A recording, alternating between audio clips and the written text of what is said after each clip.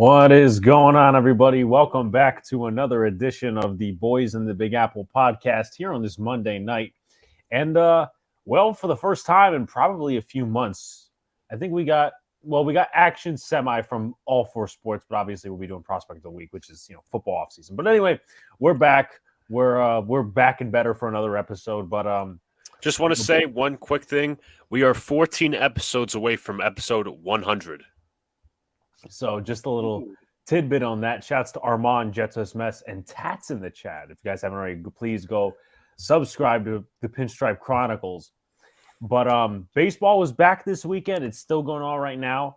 But the major topic isn't the Yankees or the Mets, though. It happens to be the pitch clock, which we'll talk about, take a dive into, and all of the changes. We got NFL Prospect of the Week, Draft Prospect of the Week, 2 of them this week.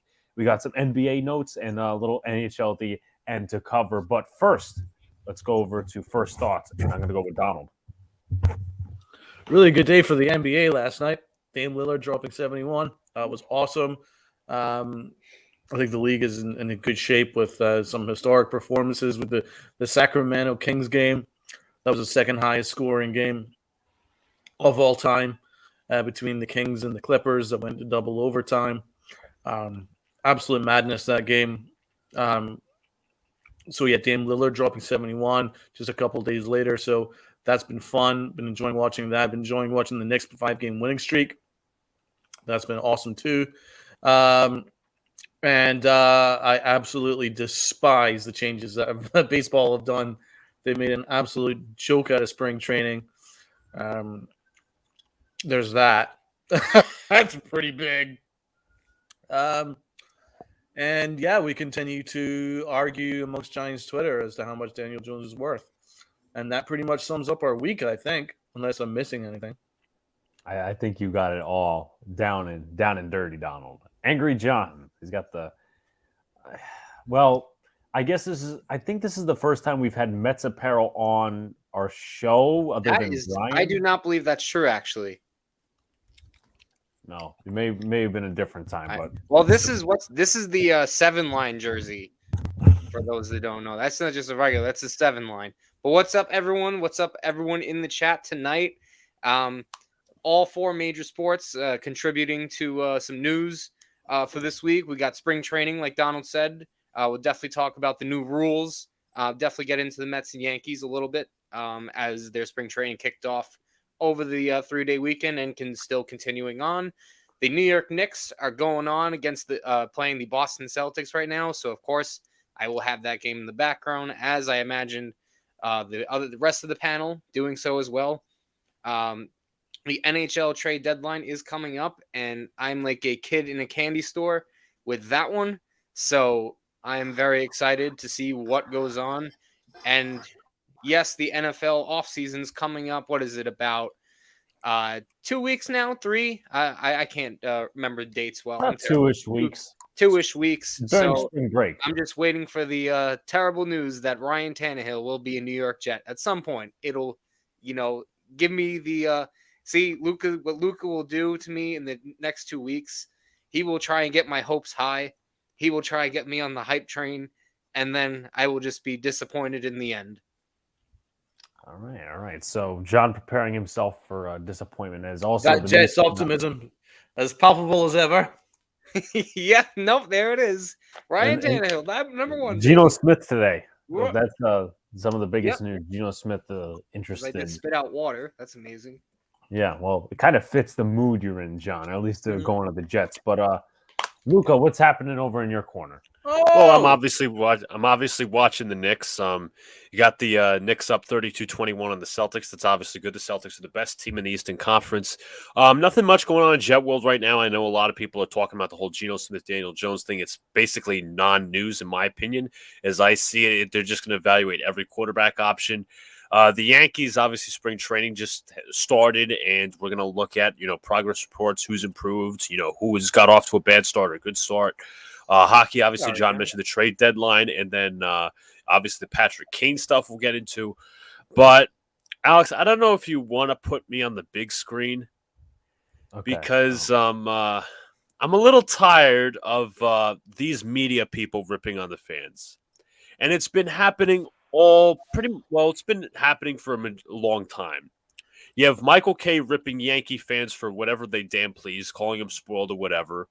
You have Brendan Cootie, or as Pete Simonetti calls it, our good bud, Pete Simonetti calls him Brendan Cunty, the reporter for what outlet, Alex?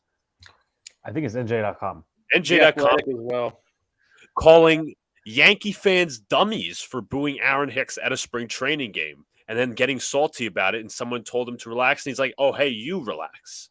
And then today, I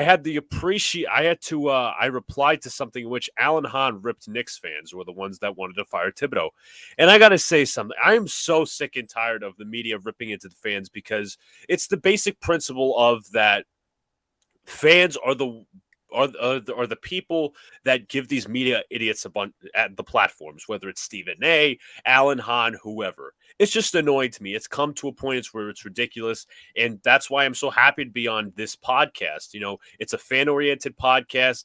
We obviously give our own genuine opinions. We give our spin on it, in which we give our true opinions, and we don't. You know, we don't give you guys click heavy content, in which, you know, we're not giving you guys clickbait here, unlike the national media. I'm not sure if that's what you want to call that a rant, but it's just gross. It's just gross. That's why the rise of fan podcasts has been happening all across the USA. And I couldn't be more prouder of content creators than these fake media asses. All right. I wouldn't call Alan Hahn that. Alan Hahn's a really good dude. And Donald, he's a company man. He's a Nick fan who's on Alex's channel right from the start. I mean, he's a pretty good dude as far as I'm concerned. Listen, I'm not saying he's not a good dude or not, but just to be, you know, talking generalizing Knicks fans and all that, it's just wrong. It's just wrong, because you are a company boy, and when you're a company boy, your view is kind of distorted. That's how I see it. Now, some others don't, but you know, we're tied to the team. We have a passion for the team. We have all that. We're tapped into this team, and for these people to just call out Knicks fans, it's ridiculous. Any fan base, right? Rather. Well, the Yankees stuff, I completely agree with. That's because the real narrative. To be honest, from my experience, I've not really seen any issues from the Knicks regarding their fans. In fact, every other organization seems to appreciate their fans. Did you watch the Knicks festivities on their '73 championship team? I did watch some of it. Yeah, I mean, I watched the whole Walt game. Clyde obviously took the microphone, and he kept saying a million times that New York fans are the best fans in the world, best city in the world. Knicks fans are the best fans in the world, and they kept reinforcing that. And we got that message. We got the PA announcer kept giving that message. And then, so for me, the Knicks are perfectly in my good graces with that. They really do appreciate I agree. fans.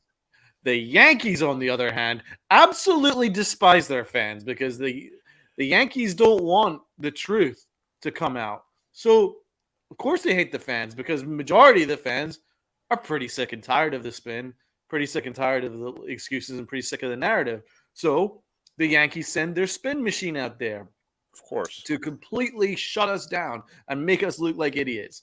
And that is where I agree with you, Luca. No, I was saying, like, it's media. I never said any specific team. I just said there's media people in general who like to tease the fans, call the fans out. And Donald's right. It's been more common with the Yankees, and it's utterly ridiculous that, you know, you have a beat reporter. First of all, put aside them calling them dummies. That's not professional behavior. You don't call they support your content. They support your content, whether, you know, it could be fan most JoJo Smo or whoever. Those Yankee fans tap into your content. They read your tweets. They read your articles. They shouldn't read your articles, because your articles are a piece of shit, and all they are is spin. It's true, though. You can't sit here and deny it. I mean, we were talking in chat like 2 days ago. It was 2 days ago. It was actually yesterday, about this whole Aaron Hicks thing. Was Brian Cashman sitting there as Brendan Cootie tweeted that out? I mean, come on. This is the problem. Like, the beat media is never in touch with the fans. I mean, I usually, for some cases they are, some cases I can reason with. Like Ian Begley is a perfect example of a beat reporter who is in touch with his own opinion and the fan base. Like he talks to fans, he retweets other fan shit. He is a caring guy. I love Ian Begley. Brendan Cody is the opposite. He's a soft fucking mushroom.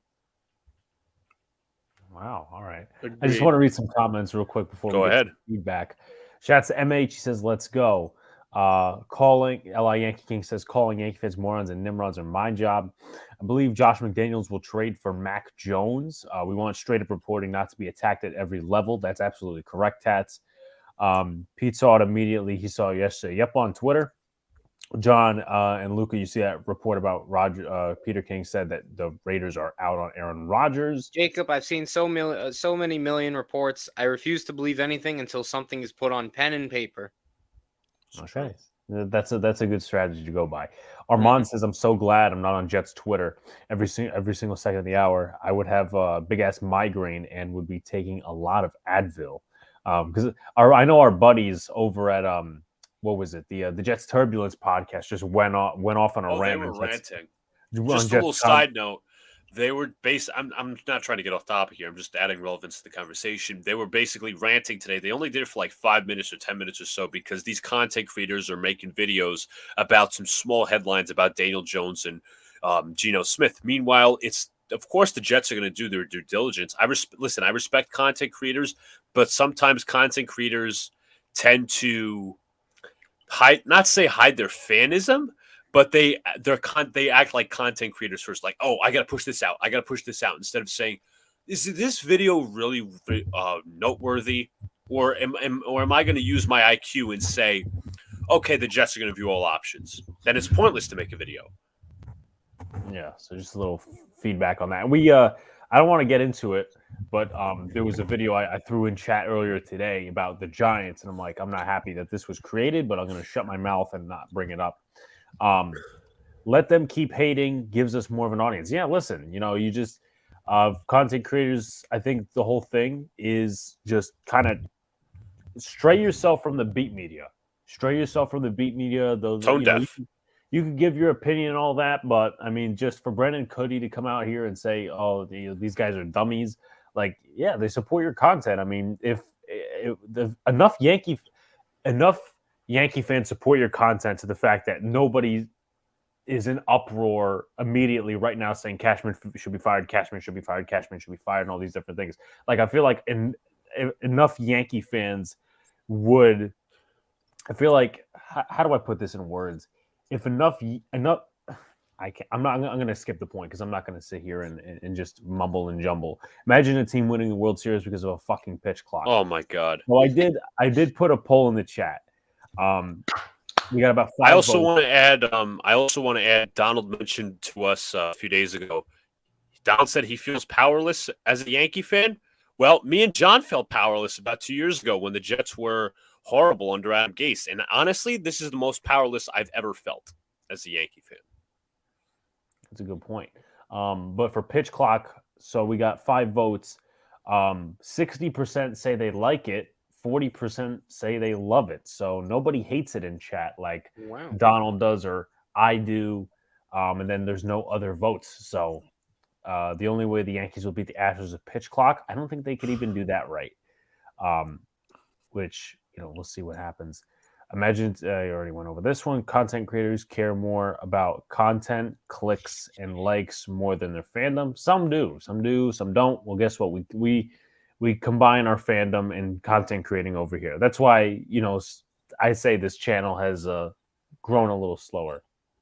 Is that the TV over here? Because I hear a phone ringing. Might be something in the background over here. But anyway, I'm going to throw it to Luca first, unless anyone wants to. Too small for a sample size on the pitch clock, Yep. Brad says. That's an understandable opinion. But my thoughts in the pitch clock, obviously we're going to let others go. I'm going to keep my thoughts short, simple, and sweet. I've never been a pace of play guy. I'm never a part of I'm never going to align myself with a part of the fan base in MLB that is going to say, oh, we need shorter time limits. We need shorter this. Like you said, Alex, you said one of the games today was like 2 hours and 6 minutes. Am I correct? Yeah, let's actually take a look at that real quick on Twitter. Pretty sure Talking Baseball was the one who tweeted it. Let's take a look. Okay. Yeah, Cubs D-backs clocked in at 2 hours and 4 minutes. With all due Wow. respect to all the people who are Bro, pushing for this, basketball games are longer. exactly. My point is, I don't go to a Yankee game or a baseball game to watch it for 20 minutes. I go watch for 3 hours, 4 hours, however long. Obviously, extra innings and all that, but we've fumbled with extra innings as well, in which we've re-implemented the ghost runner, the pitch clock. I think, and there was this tweet out there that was like, "Oh, if you're against the pitch clock with the implementation of it, you're just against change for the sake of being against change." No, it's called a gimmick. It is called a gimmick, and the problem with Major League Baseball, Donald will agree with me, John will agree with me, and all of that, Major League Baseball right now is trying to cater to a fan base that will never accept themselves for the sport for what it is. That's it. Next person. I'll go with Angry John. In terms of the pitch clock, here's my major issue with this, right? And this is, I guess, most of the rules that Mr. Rob Manfred has come in and put in place. As the average fan, or I shouldn't say the average fan. I should say the diehard fans, like the four of us on this panel of baseball, tons of people in the chat. We all appreciate the game. We all love the game of baseball because of what it is. What they're trying to do is bring in the people that aren't the diehard fans, and they're trying to sucker them in to the sport.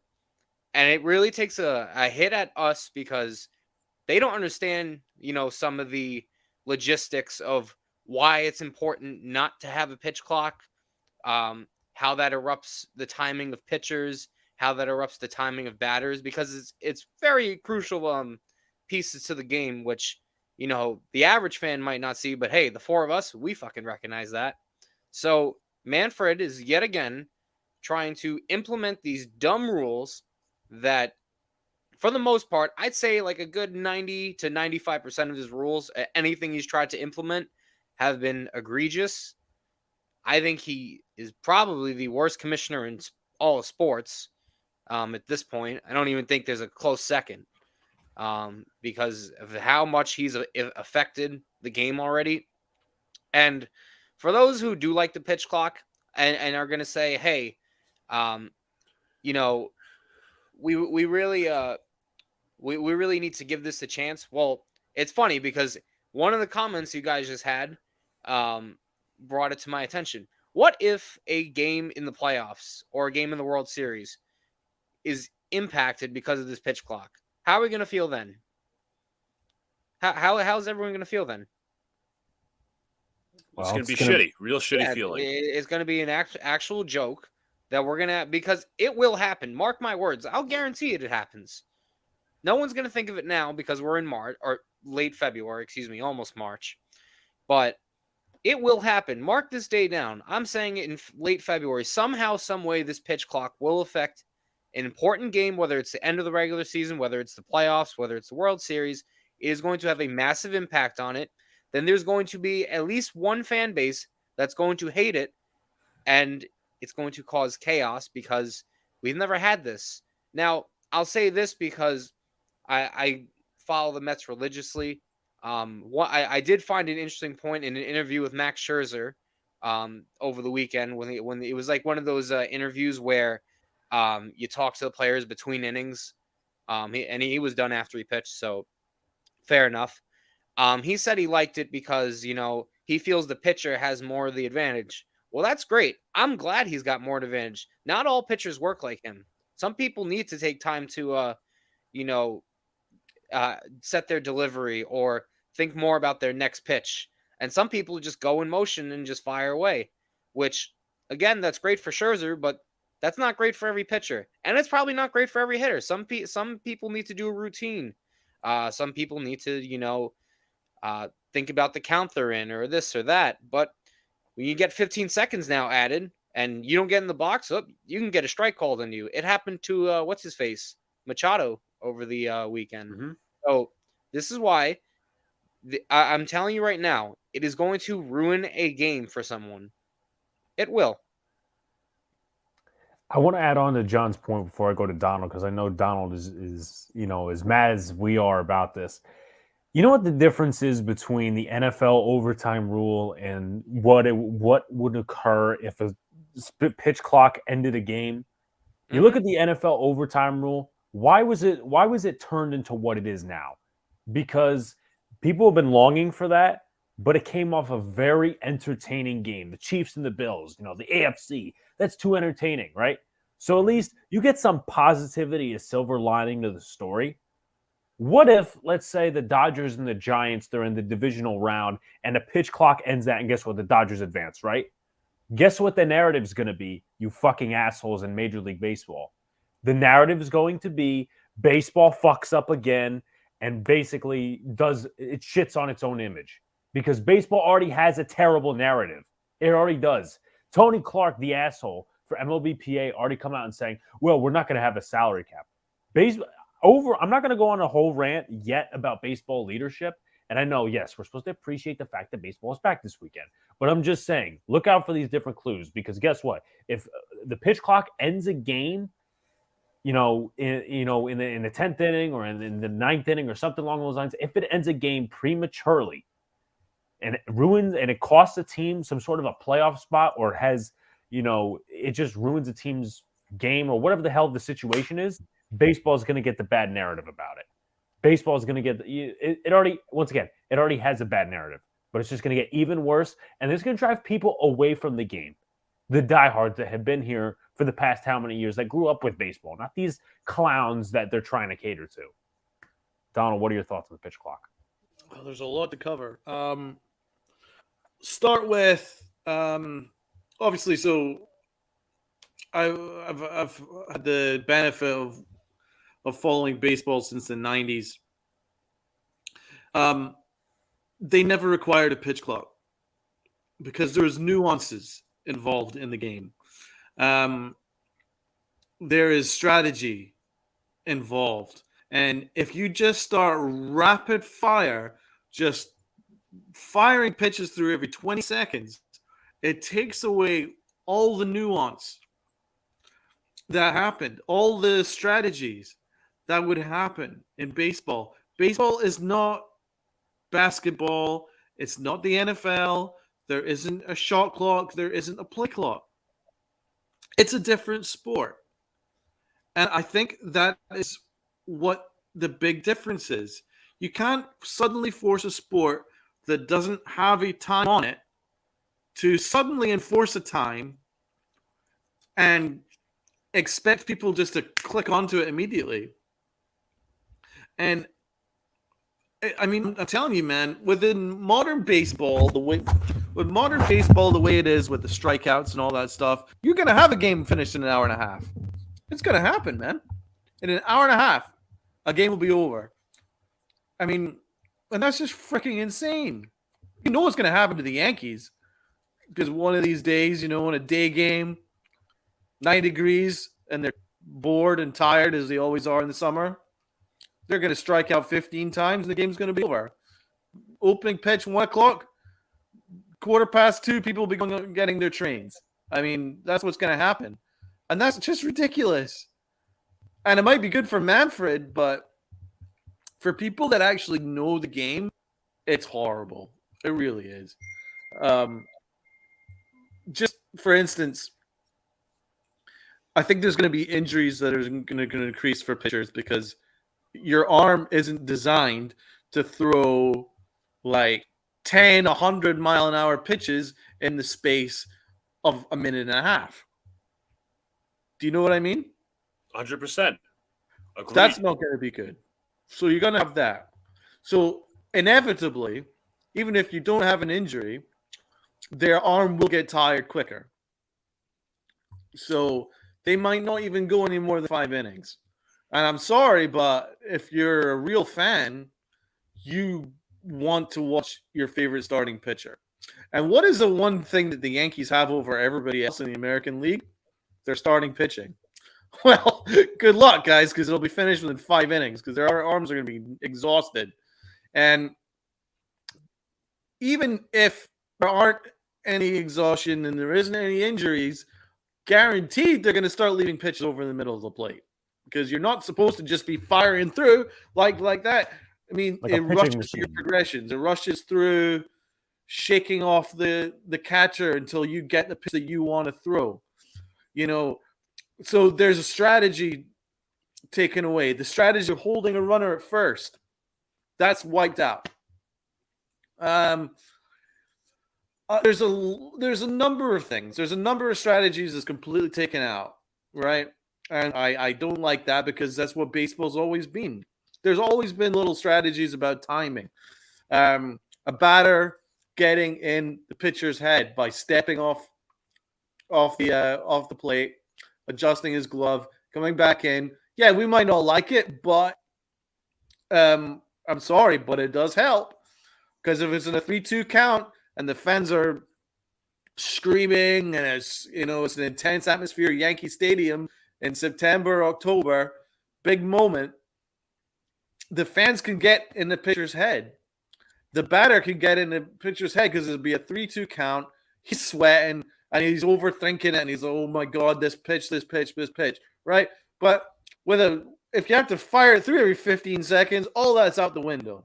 So I think that it's going to ruin the product.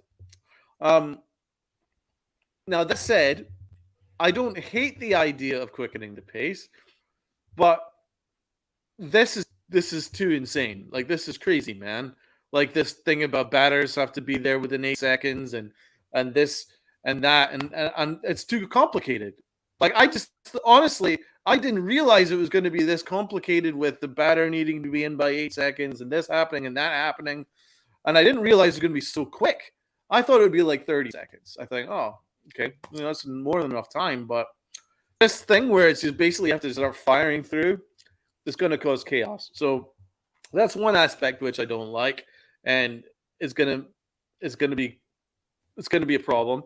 The next thing that's going to be a problem is it will guarantee affect a ball game. Like, who honestly wants a game finished on a technicality? No game, no sport that you pay money for to either pay to watch on television or pay to go in the stadium or the arena. Do you want a game decided by a technicality? That is ridiculous. And that's what's going to happen here, and I guarantee it. And I guarantee it's probably going to happen within the first month of the season, if not earlier, probably the first week, that there's going to be something stupid happens that decides the game. Now, I wrote in the chat, what happens if a pitcher, I use Garrett Cole as an example, is throwing a perfect game, and he thinks he's got the strikeout, but the umpire says that he didn't deliver it in time, calls it a ball, and that ends the perfect game. Like, something like that could happen. And all this stuff never happened before. This is like crazy. So it could affect history. It could affect an outcome of a game. It could affect injuries. And it takes away all nuance and strategy that's involved in the game. This is a game that survived. This is a really important point I want to finish on. This is a game that has survived since the 1900s. Since 1900, this has been a sport that's been untouched. Why? Because it's perfectly good on its own. If you don't like baseball, there's other things that you can do, right? But there's plenty that do because it is the national pastime. It's always been America's game. We love the game of baseball as it is. Now, there's obviously going to be there's bigger issues than the pace of play. There's issues where the fact that the younger generation isn't interested in the game, but that isn't because the game takes 3 hours as opposed to an hour and a half if everybody strikes out. It's not that. It's because they're not reaching the African American community enough. It's not reaching the people that maybe don't have the money that can afford a glove and a bat and all in a new uniform and all this stuff, because it's very, very expensive, I can tell you. From my experience, I joined a team a couple of years ago And it cost me hundreds and hundreds and hundreds and hundreds of dollars to get everything you need, like the uniform, the gloves, the bat, the this, that, and that is a problem, right? So if they want to appeal to the younger generation, appeal to people that might not be the most well off, and appeal to the African American community, which they need to do, because there was a far bigger African American influence within baseball when I was growing up than is now. And that's all not because of the pace of play. Nothing to do with that. So they're looking in the wrong direction if they want to improve the sport. And the sport does need upgraded, but I don't think this is the way to do it. So there's that aspect as well. I think that if they're catering to the people that don't really necessarily pay much attention to baseball, like they'll be like, oh, I kind of like this team. That is the kind of fans that they're trying to approach. Oh, what would make you watch baseball? Oh, you know what? If it finishes in an hour and a half, yeah, maybe I'll pay more attention. I mean, that doesn't happen in other sports. I mean, for instance, as I say, the ice hockey commissioner is contacting people that don't watch ice hockey, going, "Oh, what will make you watch the sport?" Or you know what? Maybe if you make the ice rink bigger and the puck bigger, so it'll be easier for me to follow. Okay, we'll go and implement that. No one's doing that. So why are they doing that to baseball? I mean, it doesn't make sense. You're completely fundamentally changing the way the game is played. The only thing that I'll say is, yeah, okay, I'm okay with the pitch clock, but it has to be reasonable. It has to be a reasonable amount of time. Take away this stupid thing with the batter, because that's going to cause more confusion. How are you going to explain that to a kid? Oh, yeah, the batter needs to be there within 8 seconds. Or, I mean, come on. That's just far too complicated. If you want, maybe they can have it for 7 innings, but towards the end of the game, I don't want anything decided like that. Take the pitch clock off after the 7th inning stretch or something like that. I don't know what to do, but this isn't going to work. Well thought out points. John? Well, I wanted to add on to Donald because not only does it make an excellent point, but this isn't the only thing that they've ruined over the past few years. And if you can recall, like we all can, there's no such thing as like an intentional walk anymore. They thought that would make pace of play even faster. Now you don't even throw 4 pitches. It's just an automatic to first base, which I think is ridiculous. They thought that's why they put in the new bullpen rule of where a reliever has to face a minimum of 3 batters. Again, makes no difference, but they're stupid because they don't understand that certain lefties and righties, are there for matchups, and they don't understand that. And it's just pure nonsense and negligence on their part. And I can guarantee you this will not change the ratings. Or if they do change, I'll say it has nothing to do with pace of play, because nobody's going to care if the game is from, and that's why they're doing all these little changes and think it's going to work, and it's not going to work. But no one's going to care if it's like 2 hours to 3 hours. Okay, it's going to be the same exact thing, but all you've done now is just sped everything up, and it doesn't change anything. It's 100% all about putting yourself out there to a fan. Again, as I say this again, the MLB has continued. This is not even pace of play stuff, too. This is other stuff. They are continuing to put themselves out there to a fan base that will never accept them for what they are. Baseball is a game that is never meant to have a time in it for anything. Time to get in the box. Time to, time for a game ending. This isn't basketball, football, hockey, or soccer. It doesn't work that way. So, Alex, sorry, I'm just readjusting my microphone. So here's what I'm going to say. Now, we're not dissing people that like the pitch clock in the chat. I just want to let you know. No one's saying that, but I just want to kind of implement that. Shouts to Miz in the chat. Shouts to Hayes. Pitch count is fucking stupid. I was at the Mets opener from Port St. Lucie. It's garbage. It's going to destroy the sport. That's even though Miz is a Yankee fan, but obviously Miz lives in Florida.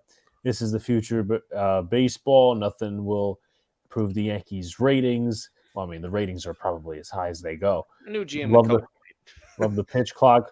Baseball is old school traditional. They being stupid now. Get rid of the ghost runner. Another thing, ridiculous. completely Ghost agree. runner. That might be the worst one. Right. I can't wait to see the numbers after the season overall. Look at audience, how many more people they brought in. That's a good point. The 4 throws from the IT was fucking stupid. That's a waste of a pitcher arm. I guess maybe you're referring to the pickoffs and stuff like that. But No, maybe... he's referring to the intentional. Maybe he means Oh, intentional okay. walk. Yeah. Yes. Okay. Like they should, like honestly, I said it before when they changed that. I was like, "What are you doing?" Like that helps a pitcher kind of warm up. That gets their arm throwing. There's After also a certain, go ahead. sorry, I don't mean to interrupt, but there's also the chance that there's been and it's a very rare occasion. I understand that, but there's been batters that that's a sneak attack where they can get a hit off a intentional walk attempt. That's true. You take that out, and people don't even realize that used to be a thing. That actually used to be a strategy for every once in a while. It's not a common one, but it is. And With hitters like Barry Bonds, Yeah. and A-Rod that were able to hit anything outside strike zone. Mhm. Come on, 3-0 count. All right, I'll just adjust and then hit that one at the park. Exactly. hitters like Joey Gallo can't do that. Tony Gwynn's another one to add that list. Guys who could adjust outside the strikes and stuff like that. What was it? He ended his career over 300 or something like that. One of the best hitters of all time. I think Joey Gallo definitely is amongst that group of players we just mentioned. Yeah, he's one of the greatest strikeout hitters of all time. Baseball is meant to be passed from generation to generation. Baseball doesn't understand that because people learn the baseball from their parents and so on. That's actually, to be fair, it is one that is passed from generation to generation, and that's how you really get people. It's the typical. Everybody's gone through it, like a father and son playing catch outside in the yard. That's where it starts. How are you going to start this generation? What? Because I don't have time to play ball with my dad. I got to go inside and play on my PC. Like, come on. Yeah, and also now when you're throwing and catching with your friend, you got to have a timer, right? You didn't throw within 8 seconds. Shit.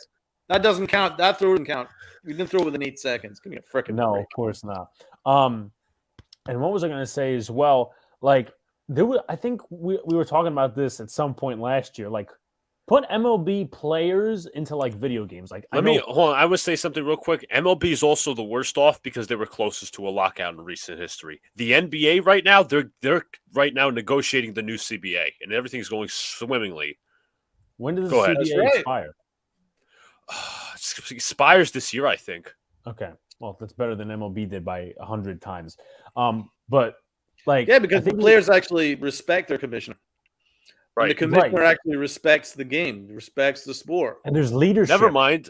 I also want to say it actually runs through next year. So they're doing it a year early. That's right. Leadership. Whereas the baseball commissioner clearly hates this sport.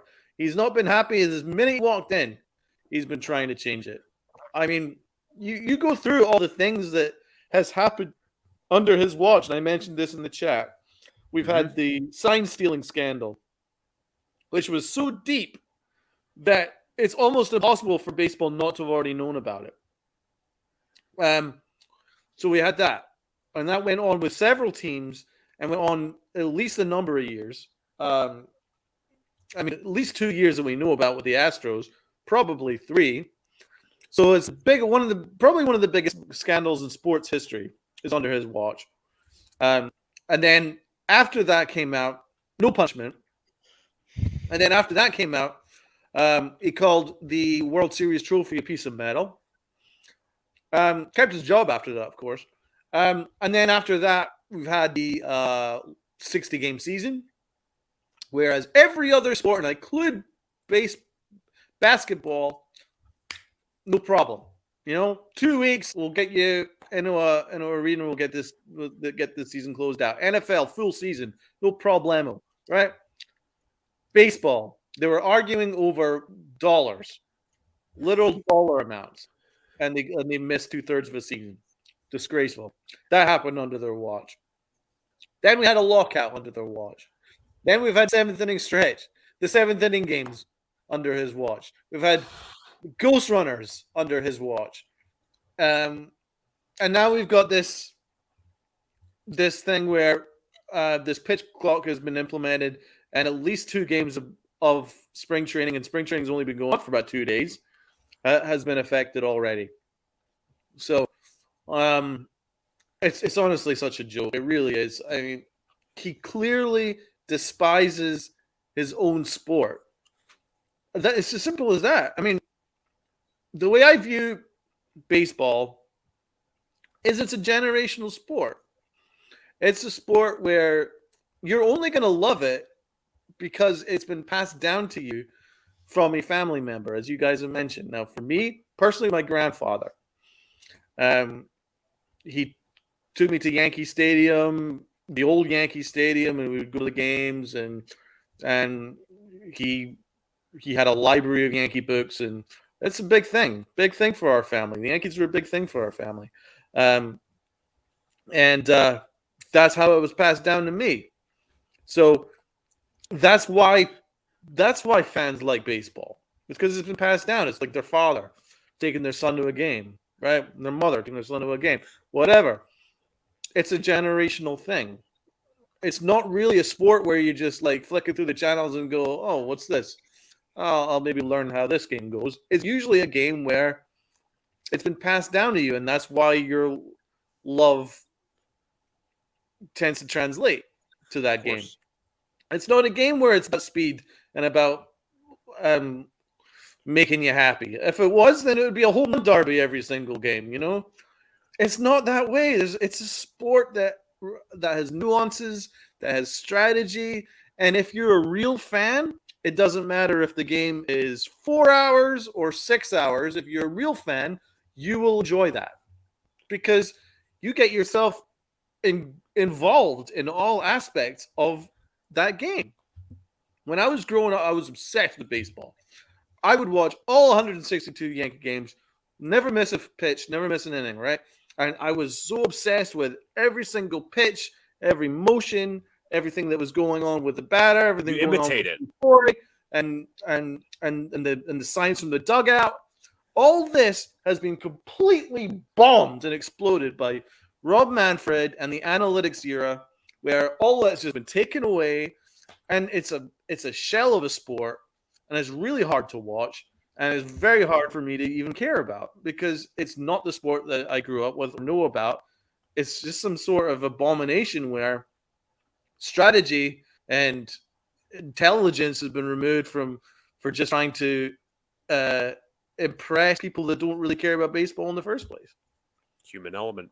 And it's like Donald says he's been watching the game since the 90s. I started watching baseball in 2011. And I'm like, oh my God, this game has changed. It's not even about like 20 years ago or 30 years ago that the game was different. The game was different like 10 years ago. And it's massively changed. So that's my feeling on it. Yeah, good point. So we've got a couple of comments here. Pitch clock is good. It helps the game out. Li it's says, not, I kind my of opinion. like the extra inning rule because it allows you not to run through your bullpen. I disagree. I think that's worse than the pitch clock, if you want my opinion. I think do. the I agree. Pitch I clock is agree on bad in that, itself, but the extra inning rule sucks. That's just my opinion again.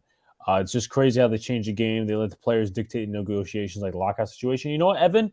I don't know if you saw this on Twitter yesterday. I'll go through more comments in a second, but I brought it up like 2 minutes ago.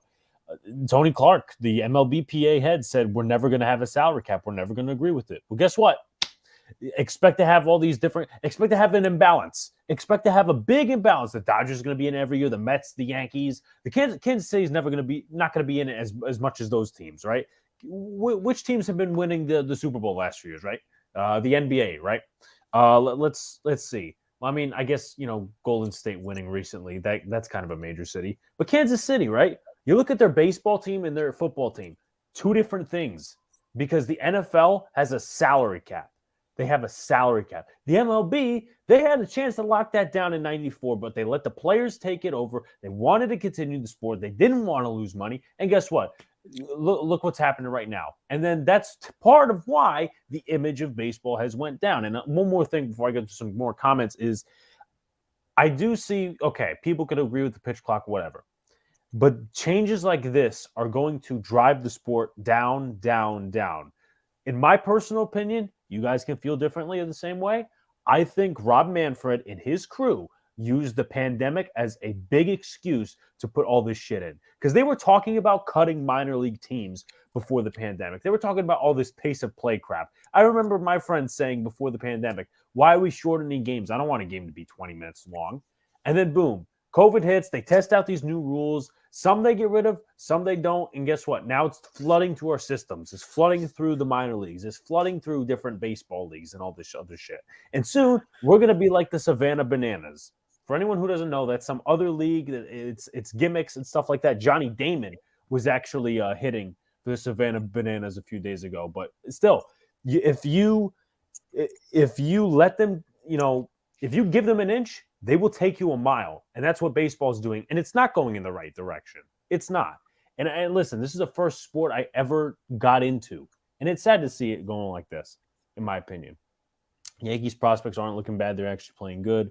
Should have a pitch clock for Donald's comments. Clowns, Fuck you, man. Let them load the bases in the ninth. So we don't got to go to extras. I'll put my kid into a workout instead of a PC. Yeah, I mean, I think Miz has a comment up here. Kids today have no attention span, glued to the phones. Big Blue thinks they're going to exactly. This is for the eggs gen, right? Yeah, and it's the Pansy Society. That's it. It's true. No, true. I mean, I'm not saying you're wrong, but what was I going to say? Like me and Pete and a couple of different guys were talking about, like, the NBA All-Star game, I think it was last year or the year before. They had, their characters in Fortnite. Now, I don't listen. Would I go this route if it was a less dire situation? No, because I mean, I don't like Fortnite. I don't want to associate with those things. But sometimes you have to take drastic measures. Thank you, Tats. I really appreciate you tuning in, man. I'll see you guys tomorrow. See ya, Tats. But sometimes you have to creep in, like the NFL's creeping into younger games and stuff like that. If you're not reaching it through the smaller generations, younger generations, by passing it down, you have to filter through other ways. And I don't think the MLB is that creative enough. That's where they need to change, in my opinion. How good of a job does MLB really do with marketing outside this country or this continent? Let's be real. Not as good as the other sports. No, not at all. Definitely not. No. How many games do you see the NFL like go out of country? A couple of years now. It used to be like a once a year thing, but now you see like, hey, we were in England or we're in Germany. Like, they're trying to globally expand this game, but the MLB doesn't do it a whole lot often. They went to England, and I think it was 1 year, and I think they're supposed to do it again this year. They did the game at the Olympic Stadium in London, which I've been to, but it's a soccer stadium, and you can't play baseball in a soccer stadium. It just doesn't match up, and so the game ended up being a stupid score. It was like 25-20 or something. Right? Yeah, the wall to in. It's like the MLB did that on purpose so they could see more home runs and shit. That's their excitement now. Yeah, they bastardized the sport, and it wasn't a fair reflection on the sport. So yeah, okay, so maybe you got a couple of Brits that were watching it going, wow, every pitch is a home run. Wow, 25-24. Interesting. Okay, well maybe I'll try one of these games on in America. 2-1. Bottom of the ninth. This is not what I was expecting. What happened to the other 45 runs? Because it's bastardized the sport. You can't play in a freaking soccer stadium.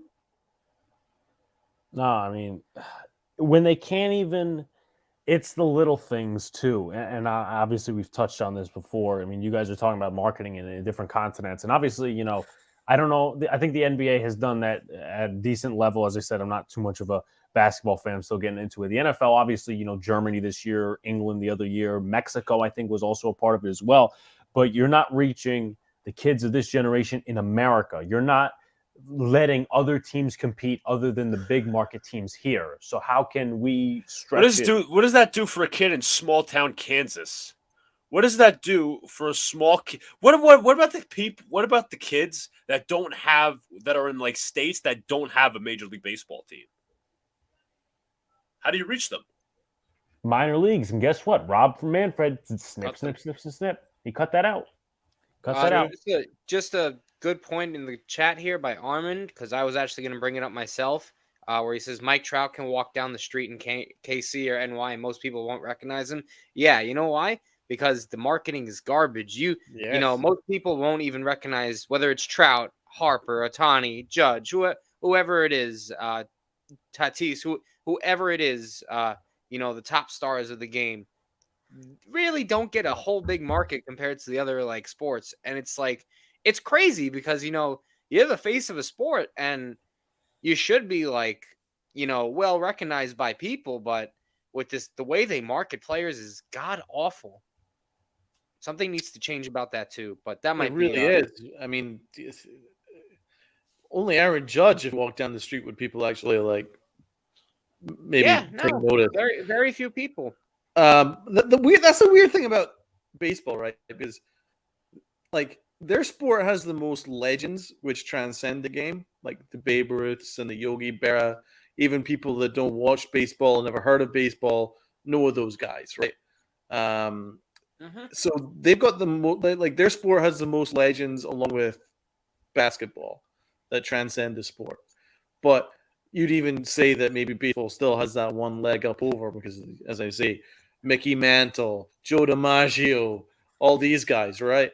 But you fast forward, and now baseball has the least marketing of its stars, and the least stars which like will pass on from generation to generation. After Derek Jeter, like that was the end of that old era, and I'm not quite sure who's going to come out of this era as the face of the sport, you know.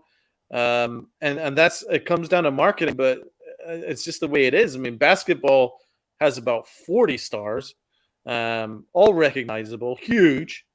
NFL, right? You know, they still got their top number of stars like Patrick Mahomes and things like that, Joe Burrow.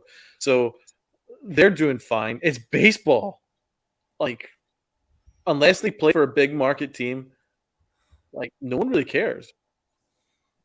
Right. And I kind of, even for Philadelphia, for example, and I have also another point that kind of goes to the pace of play and all of the old time baseball fans.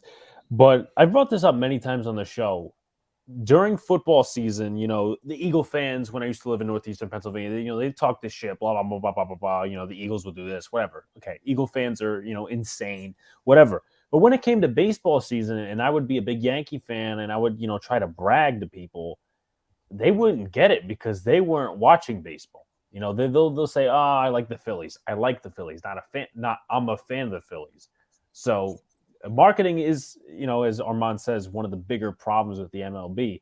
And it's just, it's difficult. There's so many issues we've attacked as a whole. And I think maybe, and I know obviously this may not be relevant for some people in this conversation, but for instance, right? What if, you know, let's just say a kid, right? He goes and rewatches, let's just say Barry Bonds, right? You know, he watches highlights on YouTube of Barry Bonds or whatever. And he says, "Hey dad," or his dad says, I want to take you to the Hall of Fame, whatever. And what if the kid goes to the Hall of Fame and learns that Barry Bonds is not there? That's a good point. Because, and you know what? You know where I got that? Because I looked at this year's Hall of Fame, this coming Hall of Fame class. Who are the stars there? Besides, I don't know if Bonds is still on there. I don't think he is. But Adrian Beltre? Do kids look up to Adrian Beltre? Carlos Beltran? Are those the guys they look up to? No.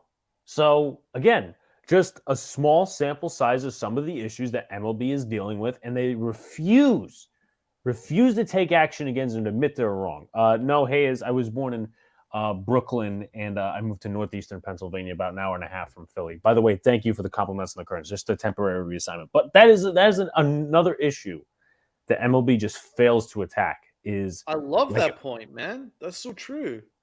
Mark McGwire, the 71.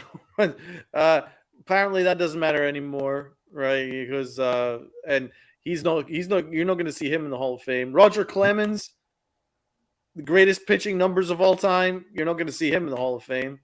And if a kid is watching YouTube and he's like, "Oh wow, look who has the record for most complete games, or look at the guy who has a strikeout record. You did it. Oh, he's not in the Hall of Fame. Why is he not in the Hall of Fame, Dad? Barry Bonds, A-Rod, right? And his numbers are like 10 times what anybody else could even hope to achieve. And he's not in the Hall of Fame either, right? And then he's going to ask about it. And then we're going to go down that rabbit hole of, well, the baseball writers don't really want to count them because they like to play God. And also people took steroids back in the 90s. So nothing counts? No, apparently not. Well, the records count, but their names don't count, which makes a whole lot of sense. And it's a whole rabbit hole. And so you're right, man. If a kid asks these questions, they're going to be like, right. So why should I be invested in a sport where like the best players don't make the Hall of Fame and that all their history is like half the history of the 90s and the thousands and the 80s have been expunged. And Pete Rose is a hitting champ, but he's expunged as well for other things.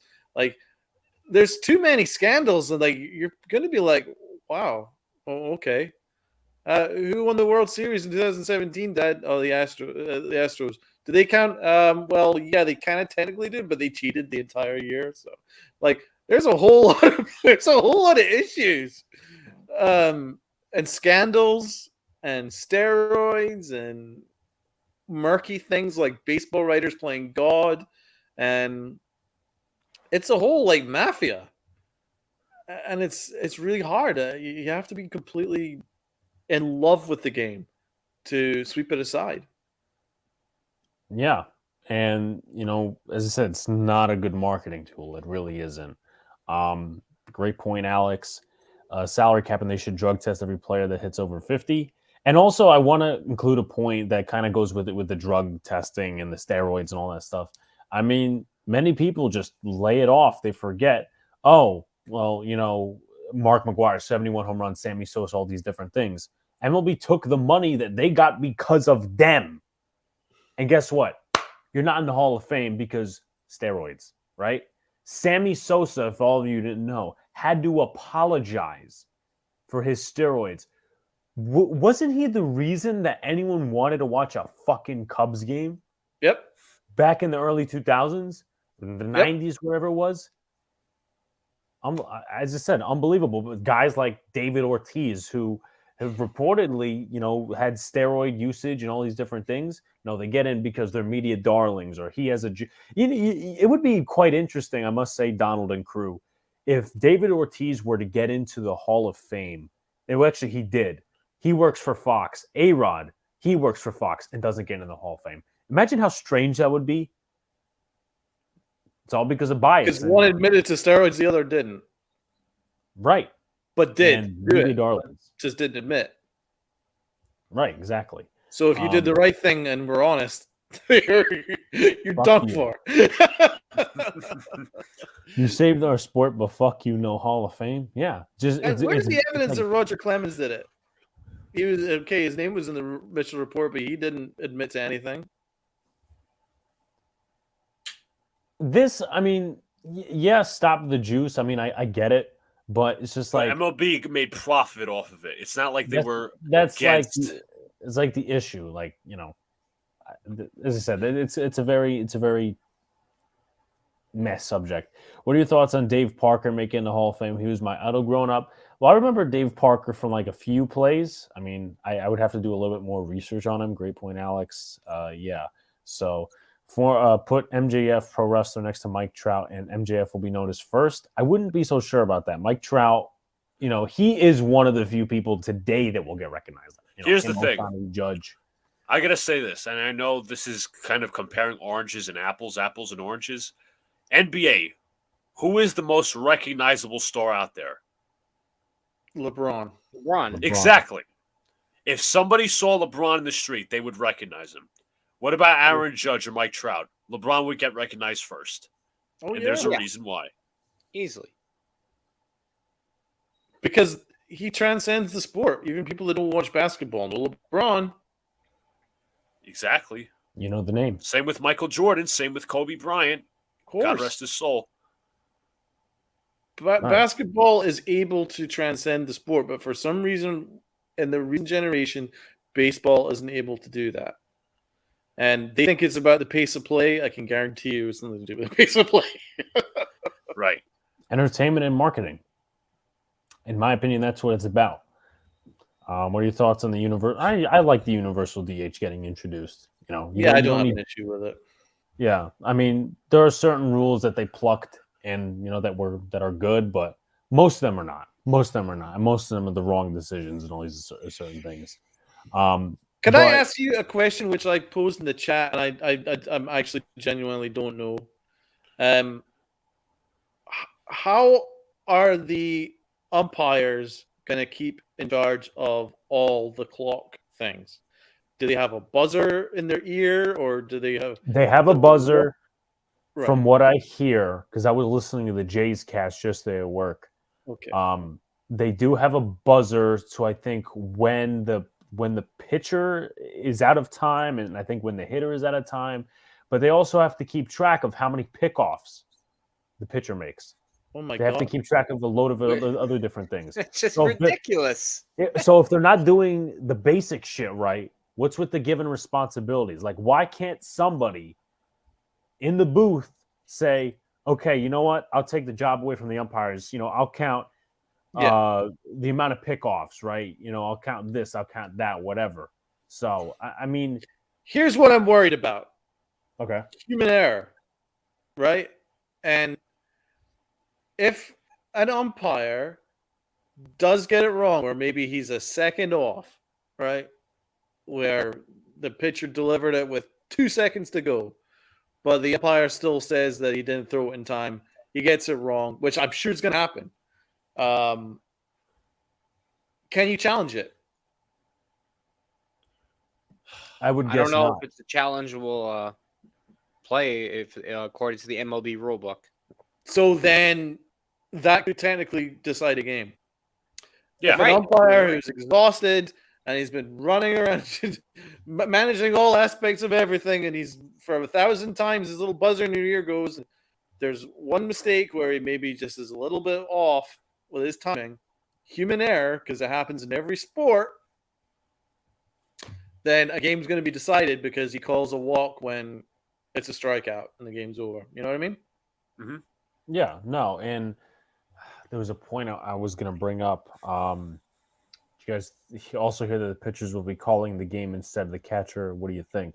Well, I guess that's what the fuck they call it nowadays. Pitch com. Pitch com. Yeah, I mean, but honestly, that would be really stupid, though. That is stupid.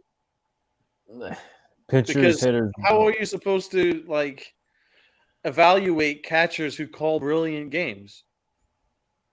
You're making the catcher a yes man. Yes. Jose Trevino is actually not just a great defensive catcher, but he calls a brilliant game. That's going to be taken out. Yeah, so I actually want to add on to that. And so here's a scenario where you got like a young starter out there, right? Yep. And he's going to be calling his own game. But now the issue is, what if he gets roughed up and rocked around in the first inning or first 2 innings? Now the catcher can't do that anymore, and you can't really help him out or help him, call the pitches he thinks that he should be throwing because maybe he sees something different that the pitcher can't recognize. But you basically have taken that out of the game, which kind of sucks for the for that pitcher in that scenario. Well, as I was talking about, strategy. It takes all the nuances of that particular taking strategy out. That's what they're doing. Yes. I mean, Jorge Posada was, for me, a really good catcher for game managing, where he knew what pitches were good to throw, which pitches were working that particular day, and he'd get in your face and he'd grill you if you didn't do it right or whatever. He was one of those kind of dudes where he was quite demonstrative. Very important aspect to a game, man. If you've got a veteran catcher and a rookie pitcher, that veteran catcher has a lot of pressure to help that rookie pitcher through a game. Now that's been completely taken out. I don't even know what the benefit is. What, just so you can get home by 3:00 instead of 5:00 in the afternoon? It's just odd, and also like how many times have MLB reviewed in certain games the count because the umpires forget the count. So if they can't remember a count, Doesn't happen. I'll be honest, it doesn't happen that often, but in the cases that do, it's right? But I'm just saying, combined with all these different things that happen in a major league game that they have to keep track of, and already the scrutiny of umpires. And listen, it's deserved scrutiny, but at the same time, I mean, you're adding responsibility that's just unnecessary. No, there's still mound visits, but they're limited now, which I think is a decent rule. I don't have a problem with it. Maybe they will go earphones for pitches from the bench. I hope if they do it from the bench, that would be even more ridiculous. That's like the equivalent to calling a game from upstairs. It's all going to be relegated. I mean, we're slowly moving in that direction. The analytics, everything's going to be done by the GM and the analytics bugs, as I like to call them. Everything's going to be starting. The lineups, for the Yankees, they're done by upstairs. Aaron Boone has no control over that. So this is listen, we all love the game of baseball, but this is the direction it's going, people. It's all going to be generated by computers and this, that, and that. It kind of relates to Joey Gallo in a sense. Computers really can't do human scouting. And we all knew that. Well, actually, no, we didn't know because they didn't tell us. But, Joey Gallo had a couple of ticks, and that's what they were. So I'm not getting it wrong. Had a couple of ticks that, the analytics bugs and the computers didn't scout. And guess what? He failed in New York. And he's not accountable for that, which is an interesting comment by him. I don't know if that's worth the time of day because, it's Joey Gallo. But just a point. The human scouting is taken out of the game.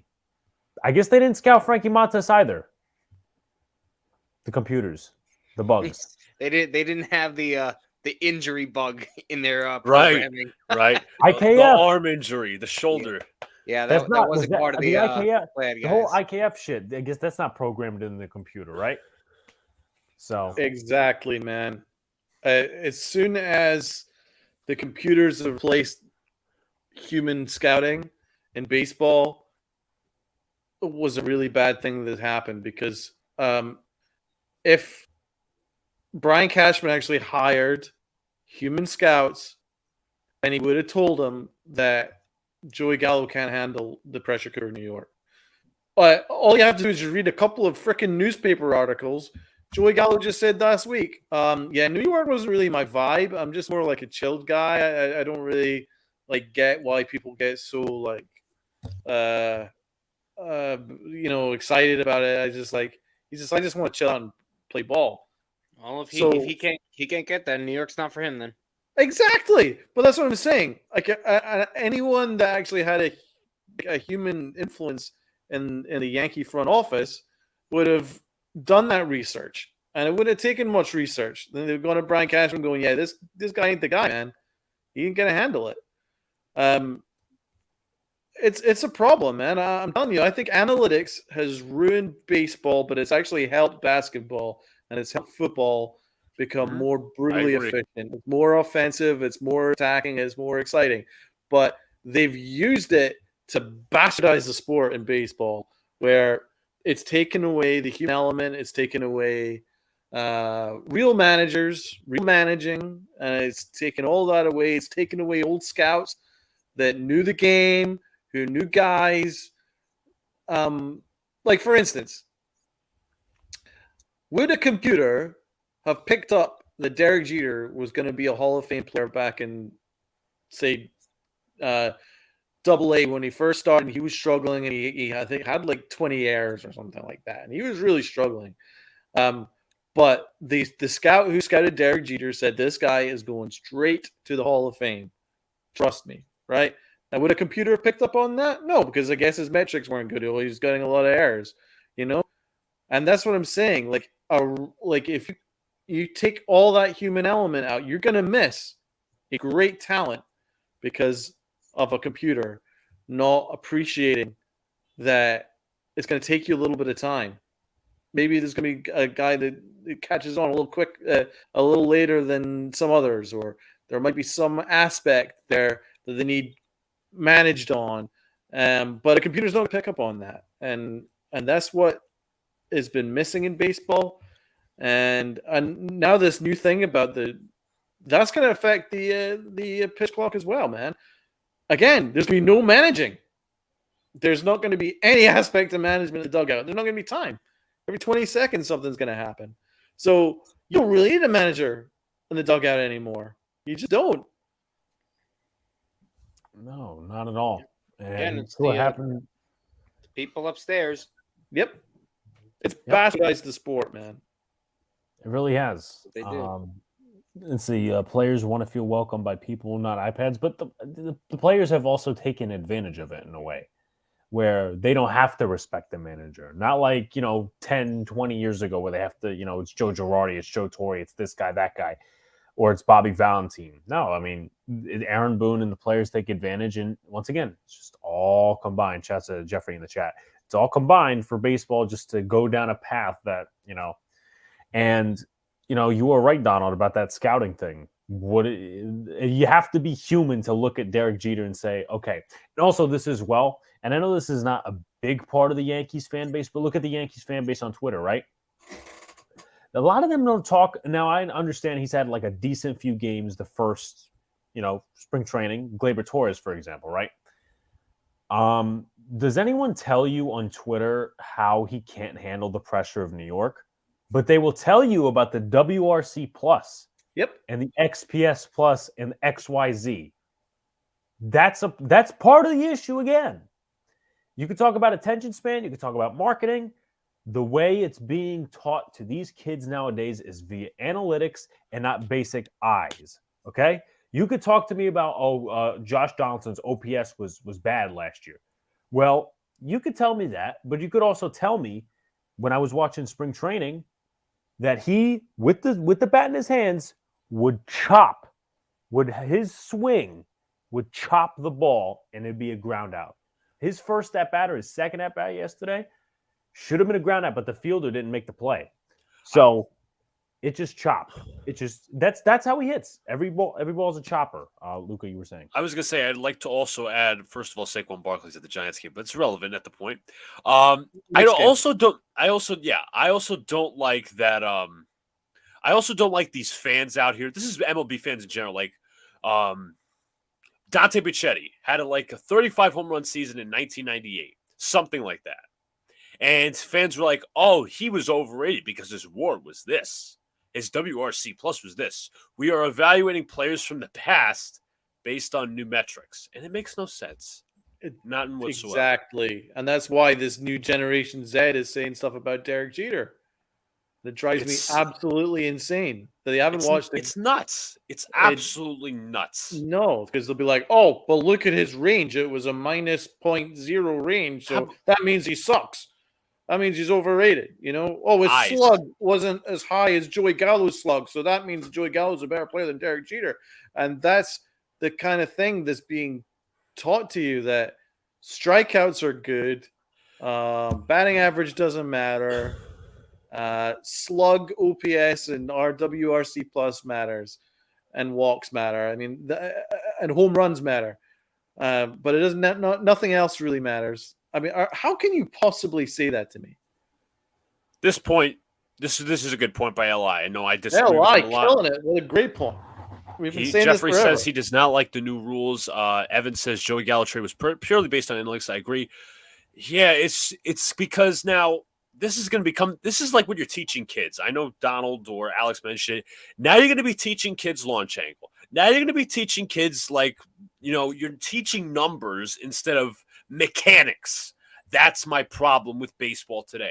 You're going to, you have to have this angle. You're going to focus too much on calculating with your brain instead of actually, calculating which direction you're supposed to hit it. See the ball, hit the ball. See the ball, hit the ball. 100%. 100%. Yeah.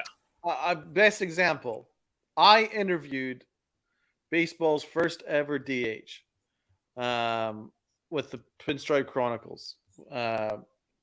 And Brian Cashman went to him one day, and I'm saying it from the very man himself. Said Brian Cashman went to him one day as he was watching a game because he was still at that point one of the scouts. And he's like, how would you feel about maybe being a batting coach someday? Ron Blomberg. And and he went to Blomberg and he's like, how would you feel about being a Yankee batting coach one day? He's like, you're not going to like me very much. That's what he said to him. He's like, you're not. And Brian Cashman was like, why? He's like, well, I'm very simple. See the ball, hit the ball. And he's like, the things that you're teaching baseball players now is completely against what we as baseball players have known for the last 50 years. So he says it's actually a very simple strategy. See the ball, hit the ball. Of course. But you're completely different. He's like, what you did to Gary Sanchez, because he said to me, he's like, you know what? One of the people that he was really impressed with in the minors was Gary Sanchez because he could hit to all fields. That's what he said on our podcast. He said Gary Sanchez was a pure hitter, very good hitter, where he could hit. He wasn't just a pool hitter. He could hit to all fields. And he says, but as soon as he went to the majors, and after a couple of years, Brian Cashman and his analytics mob, he says, completely destroyed Gary Sanchez offensively. And now I can't stand Gary Sanchez. But a lot of it was because of the way that they just set fire to him. That was on Brian Cashman. Gleyber Torres. Gleyber Torres is the best example, as Li says. They turned him into a straight pool hitter. And he was a guy that could hit 300 and hit to all fields, hit line drives, and that's been completely taken from his game. And now he's a shell of himself. Completely agree. Jacob was talking about, Gleyber Torres is not hustling out of the box. It's not even like we're talking about his aspect of, his skill and all his, what he can do. Ron Blomberg is the name, Jets Mess, the first designated hitter ever to be put in Major League Baseball. So very good guy, very good, nice guy. Yeah, nice. Mm-hmm. Definitely. I can imagine. So I think we got to move on to another rule. I mean, I don't think we're going to talk about the bases because although it does incentivize stealing, which I like, me and John disagree with this. Donald, I'm curious where you side with the shift. I know it's not going to be much of an impact right now in spring training, but what are your thoughts on how the MLB has basically banned the shift? This is actually one thing that I actually agree with. I was sick and tired of having 4 outfielders. You're on my side. That just cannot happen. I think that's one of the implementations which I completely agree with. It wouldn't have needed to have come in had the analytics front office has not bastardized the sport and found a way in which to take away all contact hitting. So they've had to come up with a new way, which really shouldn't need to do, but right. I'm glad they've done it. John, obviously you disagree with me. What is your take? I know what your take is, but define it. Why do you believe that, it was not reasonable to ban the shift? Now, I'll say this where I kind of agree with Donald in the sense that it is overused and analytics had a major role into that. I understand that part. Here's where I disagree. And I'll relate to this to basketball because this is the best way I can explain it. Okay. You guys obviously know the hack-a-shack rule, right? Of course. Obviously, if you foul someone, to try and get them to shoot free throws. So my major point is, should they I'm going to ask you guys, do you ever think they should take that away? No. Because, right, I don't think they should either because you shouldn't penalize people for who can't you shouldn't penalize a strategy for people who can't make free throws, right? Right, of course. The shift can be applied in the same logic here because you shouldn't penalize the fielders or the defense strategy of an MLB team. And I understand it was overused. I get that. But in my firm belief, you should not penalize them just because, people can't learn to hit the other way. Yeah. That's my major issue of why they shouldn't have banned the shift. I understand it. I understand and the analytics overused it, but you can't it is a skill to hit the opposite way in baseball. And I see a lot of guys just trying to pull it, and I'm like, well, or it is a skill to learn how to bunt in baseball. And I feel like that stuff is like taken out of the way, and I'm like, you guys can use that to your advantage. Right. But my All point facts. is my point is that you shouldn't penalize the defensive team just because, the offensive skill has evaporated. Now, you could argue that you can make the argument that, analytics has also played a major role in offense, not just defense, because, like you said, launch angles are really more important now. And it really affects some people's swings. So that's why I don't think that the shift should have been banned. Listen, you're right, which is kind of, you're not far off to what I was kind of saying is they shouldn't have needed to have done this, but they've had to come up with a reaction of some sort because what have we been talking about? Coaches are taken out the game. The human element has been taken out of the game, and you need the coaches to help these batters to learn how to hit the other way. And now it's all computerized, so. Well, I agree. I think that coaches should be helping more. Yeah, I hate and I'm not. I understand. Look, I don't want to hate. I think there needs to be a middle ground and a combination of analytics and of course, human element, coach and human element, because like you said earlier, it works a lot in basketball, and you see, their ratings have gone up. It works a lot in football. Okay, we see it can be helpful. I think it was a bit of an overreaction to ban the shift completely out of the game. I think it did have a purpose. Would I be upset if it's like a good hard hit a ball into the shift and someone gets out and out? Yeah, I could be upset by that, but I could also say, hey, they're giving you a whole side of the infield. Lay down a fucking bunt and run. Play small ball if you have to. they should, but they're not taught that. No, not anymore. Which is a problem. Yes, it is a problem. My baseball coach, who's also my good friend's dad, said bunting is a lost art, and he coached, and he was so 100% on. He had us bunt a lot. LA Yankee King says, hence why I wanted Manny Acta. You and Manny Acta, but the overall point here is, even if you bring in a Manny Acta, he's going to be a Brian Cashman puppet, because and this is really anywhere too, because of the advanced analytics and all that. Again, it's just another example of how analytics have ruined baseball. As John said, it has advanced basketball. Now, basketball is about three-point shooting. We get that, but there's off-ball movement. There's, ball movement on ball. There's cutting. There's all these different things. Football, a lot of people are compelled to go for a fourth down. Just don't overuse it. That's what I say. Alex, what were your thoughts on banning the shift?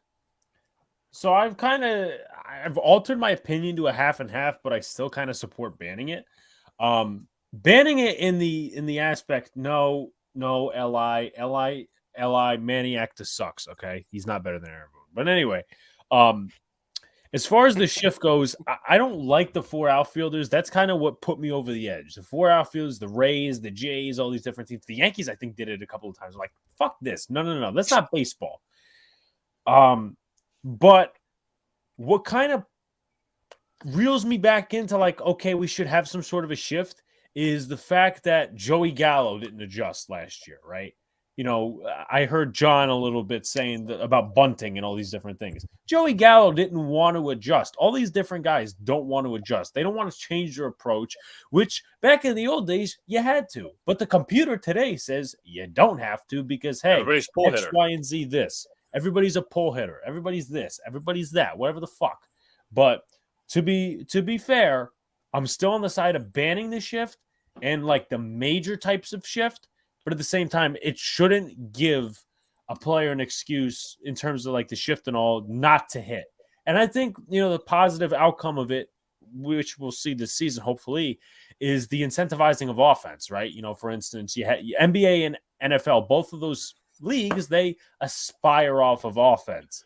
MLB, the last few years, what they're failing to do as well is they're failing to do a lot of different things, is they're focusing more on pitching than anything. They're focusing more on defense, which that's really an old school mentality. They need to adjust a tad bit, not change it totally, but with banning the shift, there could be more offense and a lot of more interesting, entertaining things. But also, you're kind of fighting it in a way with the pitch clock, which, fucks it up in a way. Interesting thoughts. I don't think we need to go over the base rule, although it does, as I said, it does incentivize stealing, which I kind of like. There's also been common thread with the young Yankees. Anthony Volpe stole 2 bases yesterday. I think against the Blue Jays, Estevan Florial stole a base today, so I think that's good in terms of what it can do. But Alex, I think we should move into progress reports. So, yeah, just doing a little progress report. Obviously, John will cover his Orange team, and we'll cover the Yankees team. Of course, I watched the Phillies game on Saturday. I also watched. I'm really sorry to hear that. Yeah. Yesterday I watched the Jays game. Luka took the Braves game because they had the split squad yesterday.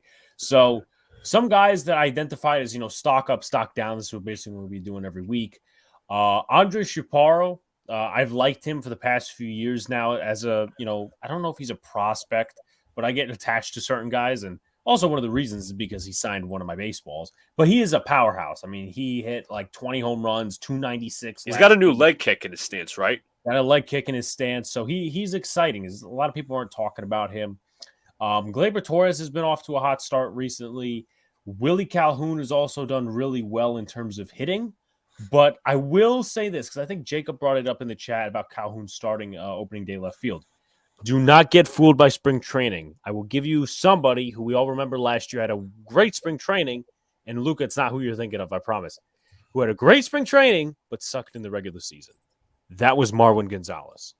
So don't get fooled. Don't get fooled. Listen, these guys can have great spring trainings, all these different things, but Kyle Higashioka too. Higashioka. Greg Bird a few years ago. Greg Bird had like 9 home runs. Lissandro Santos, I thought he pitched well.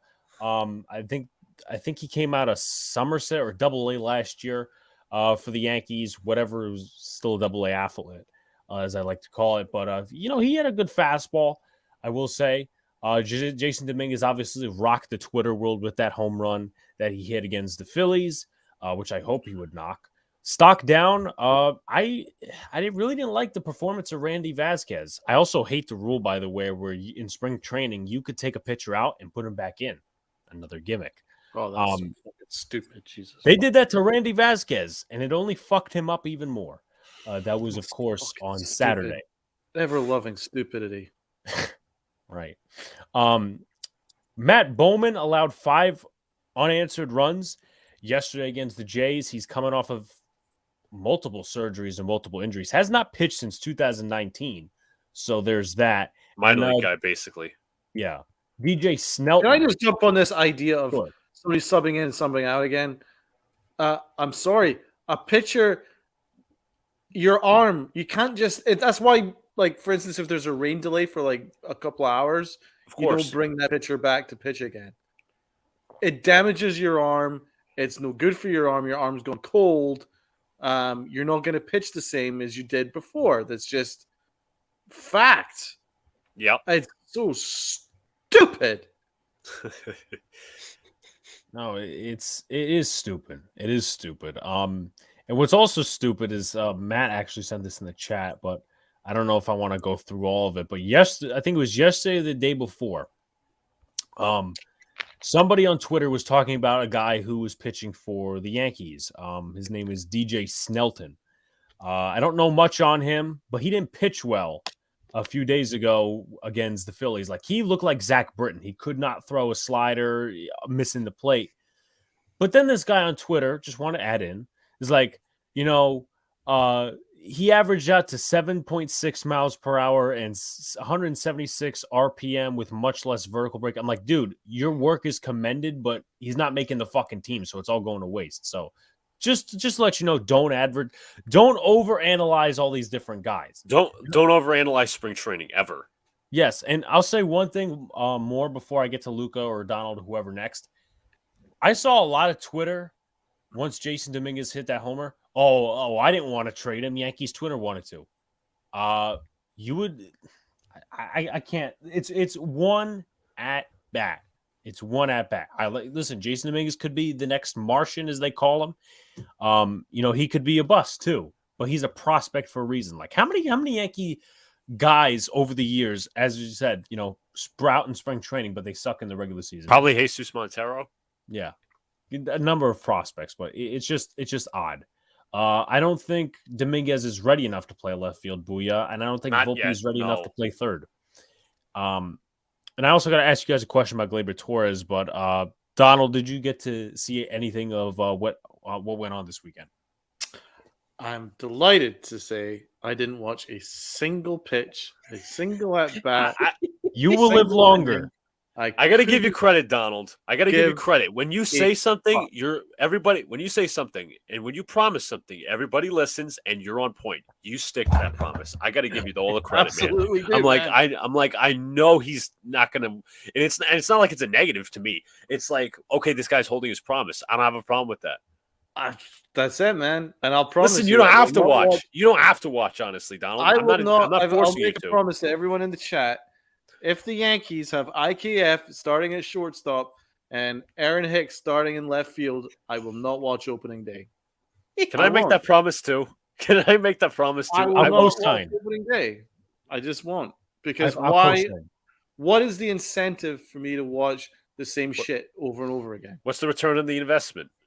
You're investing your time watching the game every single year with the same excuses, and it's exactly the same team. I'm sorry, we can't just erase the fact that we got swept by the Astros because it's inconvenient for Brian Cashman's narrative. I'm not interested in your narrative, Brian. You did get swept. You didn't win the World Series in 2017. The roof didn't cost you a game in the playoffs. You cost you a game in the playoffs. So you got swept. I don't care whether you think that it's unfair or not, and it's Yankee fans' fault, whatever. I don't care who you blame. It's fact. You got swept, and you sent out exactly the same goddamn team. And I'm supposed to be excited about that? Listen, some Yankee fans are. They always feed into this shit. It's, as you said, I think it was last week. You said it's an abusive relationship. But I got to get into my guys real quick. Donald's going to like my first one. Clark Schmidt started yesterday. I thought he was really good. His fastball looks good. His cutter looks good. His slider, when it goes to the outside corner for the right-handed hitters, looks really good. I have nothing more else to say about Schmidt. I think he is my pick for the starting pitcher 5 job for the Yankees. I've been saying I wanted him to be the 5th starter months ago, as you know. Exactly. Trevino had a grand slam yesterday. Obviously, that's up. That's stock up. Obviously, Trevino is probably not competing for a job. He has the catcher spot. Jason Dominguez obviously hit a home run yesterday, but it was actually 2 days ago. But Dominguez tonight was actually 1 for 1 with a walk and 2 runs, so he's trending up. Now he's obviously not going to be a major leaguer. Gleyber Torres has also had a nice start of spring training. Stock down. I was not impressed with Deivi Garcia yesterday. Not impressed. Really? He was a bit wild. Again, this is only the opening of spring training, but it's like watching Garcia yesterday reminded me of like why he's not on the roster. To be fair, I'm not, stomping on his grave or anything, but he looks wild. His command is not there. According to Pete's prospect guy, they are shopping him in Florial because they are out of options. So get ready for the Andujar package, guys. A player to be named later, a plastic water bottle in return. Let's see what else. We got Clorox wipes in return. What else? A quarter for you. You want to throw that in the deal? A quarter, yes, Yep. A quarter. Let's see what else. A notepad with notes written on it. That's going to come in return for Estevan Florial. Let's see this little adapter thingy right here. That's going to come in the deal. But I just wanted to throw that out there. Hey, that all might be worth more than Florial. I think you might have to throw more in that deal. That you might be right, John. You might be right. 2 years ago, we probably could have gotten at least one All-Star for Davy Garcia and Florial. Yeah, and that all went to shit. And watch Florial be a beast, and we have Aaron Hicks in left field. I don't have too much hope for Esteban Florial. I don't. I did see that booyah. But real quickly before we get to John's little report here, I've been Li has proposed this to me. I'm not a fan. Booyah has proposed this to me. I think. Actually, no, he proposed something different. But Booyah proposed to me Volpe third base and second base be Gleyber Torres. I think that's what he said. And then I think Li said move Gleyber Torres over to third base. I'm in support of neither. If Gleyber Torres can't play short, what makes you think he can play third? It's like, this isn't. I'm not going to compare it to Daniel Jones, but why would we re-sign him if we're in the middle of working him in a different position? Like, he's a second baseman. Let's leave him there, boost the trade value, deal him to another team. Luca, you're pretty silent on that comment. What are your thoughts? Hey, listen, I mean, I'm not surprised with the whole Florial stuff whatsoever, and the Garcia stuff. It just The Torres stuff, though. Gleyber Torres, I understand, he's had a hot start spring training. One thing I like, though, he's hit the ball the other way, but it's not going to transcend to the regular season. So just ship him. I was actually having, by the way, I forgot to tell you this off screen, Alex. I was having a debate with our good buddy, Jake Simone. He actually is not high on Peraza. He says he'd rather have Volpe and Torres as an infield. I would disagree there. Peraza showed Did he give an explanation why he's not high on Peraza? I'm looking at my my notifications because he and I had a little back and forth. Obviously, it was just he said, I said, where's Oswald Peraza? He actually thinks that Peraza should start in the minors.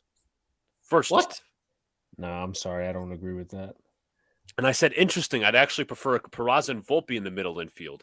Anyways, he would say the time to trade Gleyber. He said the time to trade Gleyber Torres has passed by. Well, that's true. Don't see them dealing him during spring training. He's absolutely blocking Peraza, but I'm not as high as Peraza as others. He doesn't hit enough. That's his opinion. But Peraza hit plenty, man. I mean, he hit over 300 and on a reasonable sample size too. And his OPS was good. The slug was good. All his metrics were very good offensively. And defensively, he was absolutely incredible. 306 last year. That's Peraza's sample size. So I guess Li has this love-hate relationship. I mean, we'll see what LeMahieu does. He's making his debut on Wednesday, but what Torres is, we still don't know what Gleyber Torres is because he's inconsistent.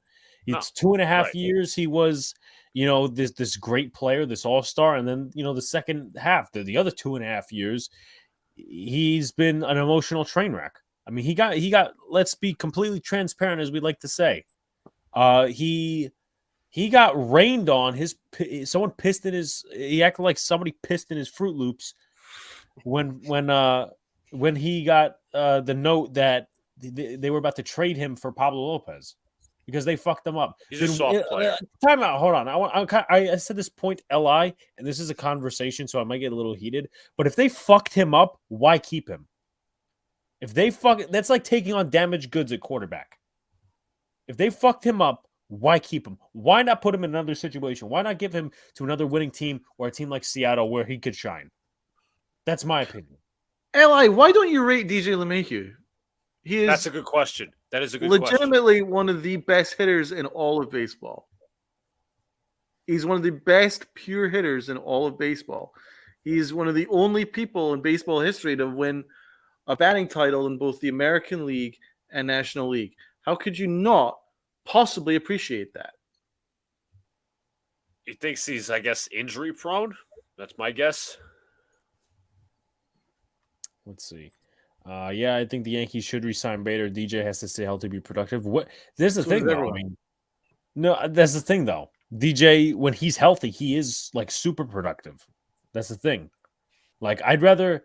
I don't know. I'd rather have DJ LeMahieu not know about his, not know and wonder about his injury concerns rather than Gleyber Torres and wonder if he's going to be consistent because, oh my God, I'm going to get traded. No, I'm just whether he's going to be his head is going to be in the fucking game. I've seen pitchers puke at the sight of DJ LeMahieu in the batter's box. He hits to all fields. Yes, to all fields. He does. I've heard Verdugo live on mic going, "Oh my God, you're pitching to DJ LeMahieu!" Like, he is genuinely feared amongst baseball. He absolutely is. And you know me, I'm honest, man. I'll call out any Yankee who I think sucks and happily do so. DJ LeMahieu isn't in that conversation. He's a very, very, very good player. So if you love Torres more than DJ and you feel the Yankees are ruining him, wouldn't you want to put him in the best situation?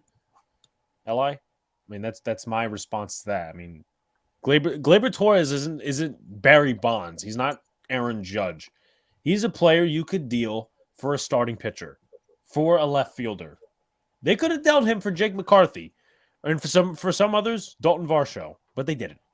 Let's be real. I get it. Where he's had a decent few days of spring training, but let's be real with ourselves. Josh Donaldson needs to be gone. I don't know the not anymore comment. Yeah. Anyway, who could possibly put it past the Yankees to see Gleyber Torres batting to all fields, hit over 300 and go, that's not what we're paying you for. We need you to hit home runs. Get the uppercut swing back because they've done that to almost everyone. So why wouldn't they do that to Gleyber Torres? Pull hitter. Yeah, exactly, man. Like, the Yankees can't help themselves. The analytics can't help themselves. I always have to touch something. They need to mess with it. I'm not dealing with... Why is DJ... Okay, Li, why is DJ in this conversation? Hicks and Donaldson are way off the map. Can I have an update? Can I give an update? Non-baseball update. Jason Tatum has been ejected. Woo! The Knicks are playing incredible. Yeah, they are. Sorry, but Li, DJ LeMahieu shouldn't even be in the conversation with Hicks and Donaldson. That's ridiculous. Come on. Come on. I'm just sorry. I'm almost scared to read this comment. Oh, I guess I Come on. No. JD, I think, is a void. He might be in. Is he an opt-out or a buyout next year? He might be a void. Josh Donaldson, let me check. Or that vesting option. All right. I will do that because I'm the contract guy. Donaldson next year has a mutual. Yeah. A mutual. And then he becomes a free agent the year after. Oh, so we might be stuck another year. A good chance we get another year of him next year. It's another round of excuses. Building in the excuses with a hammer right on my fucking head. See signs of you just hate DJ LeMahieu for no reason. So I'm gonna say it as that. I'm gonna chalk it up as that, Li. I mean, we love having you on our chats, but this is just unreasonable. I mean, he also thinks that Wandy should be traded, which I don't get why. But Donald's in a complete utter disappointment right now. Cheer up. The Knicks are about to win. Cheer up. Cheer up. Yeah, cheer up to an extent. John, if you want to quickly go through who progressed, who showed out this weekend, and then we can move into our prospects of the week. You got it. Stock up for me. Let's go. And he hit another one today. Let's start off with the Mets shortstop prospect Ronnie Mauricio, who has gotten a lot bigger since he first came. He was one of those prospects that came over from DR in the international pool. He hit two towering shots. He hit, I think one of his homers today went like 450 plus feet. And he's gotten a lot better offensively. He's got a good arm, but could still use some work in the field. So I don't think he's MLB ready yet. I even think Buck Showalter pointed it out. I forget if it was the media or who he said it to, but I think he does need a little work in the field. Speaking of prospects, Brett Beatty has looked fucking phenomenal. I might make the argument he's got the easier route over Alvarez right now to make it to the major. Who makes the team first between the two of them? Let me ask this: do you think he becomes a starter over Eduardo Escobar? Or do you think he is going to? I'd love for him to start over Easy Out Escobar, but Escobar's got a really good glove. I'll give him that. He's kind of like Donaldson in a sense where he's got a really good, really can play a good third base. But the only reason why Escobar's numbers were a lot better is because he had a great or a really hot September. Because other than that, he was dreadful last year to watch. And so Beatty is a guy who I like that he could hit to. He's got power and that he's a guy that could hit to all parts of the field, and he's got power with that too. Again, he's gonna have to learn defense to play a little bit better in the field. That's why they were entertaining the idea of him possibly getting some starts in left field with Mark Canha this year. So again, that'll be interesting. But again, we'll see. These kids are going to get more at bats because remember, also we got the World Baseball Classic coming up in like a week or week and a half. So more for that. Stock down. Eliezer Hernandez, a guy the Mets traded for to kind of hopefully take that Trevor Williams role. Absolutely terrible, in my opinion. He was very erratic, if you ask me.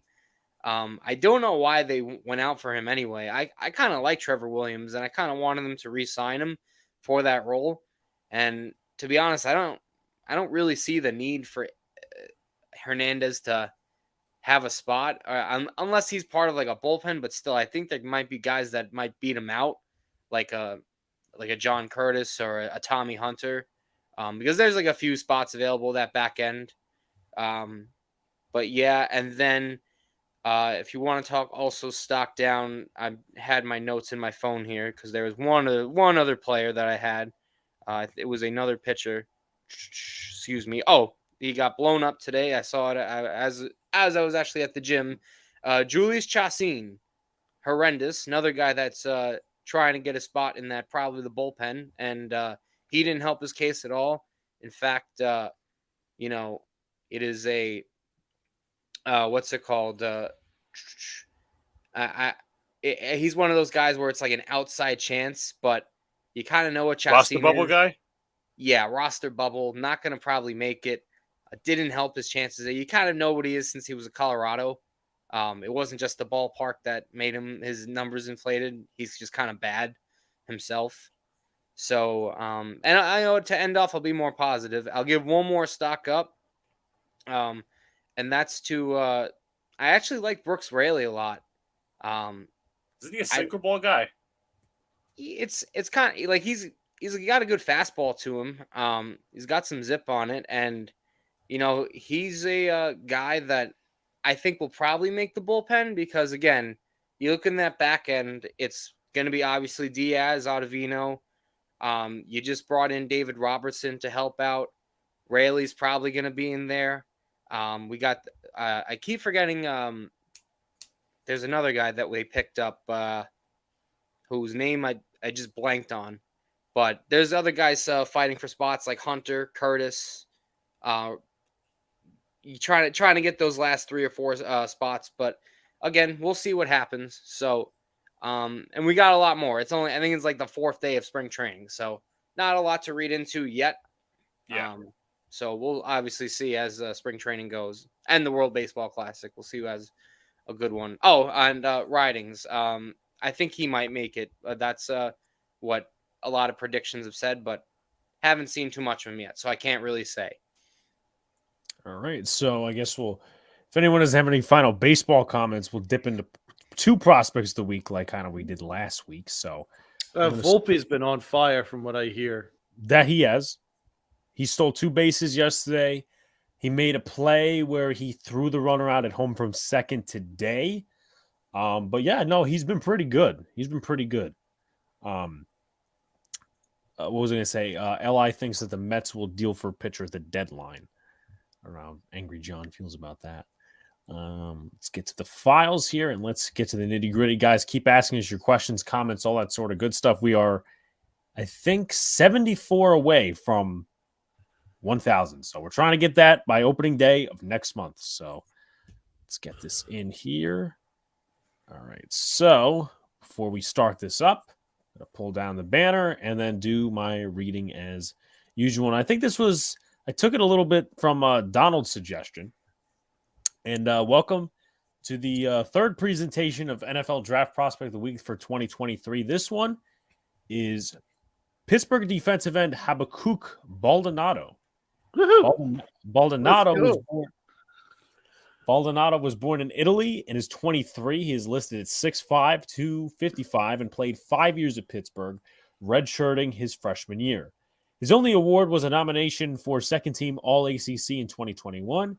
For the past few years, he played on the same defense as projected top 50 player Kalijah Cansey, who is a defensive tackle on the same Pittsburgh defense. By the way, Donald, he is the guy that that idiot had selecting in his mock draft to the Giants, the defensive tackle. Yes, Jacob, the combine does start tomorrow. And just a note, I don't know if I think they're in the is Providence in the Big East or no? Is that like totally different? I'll check.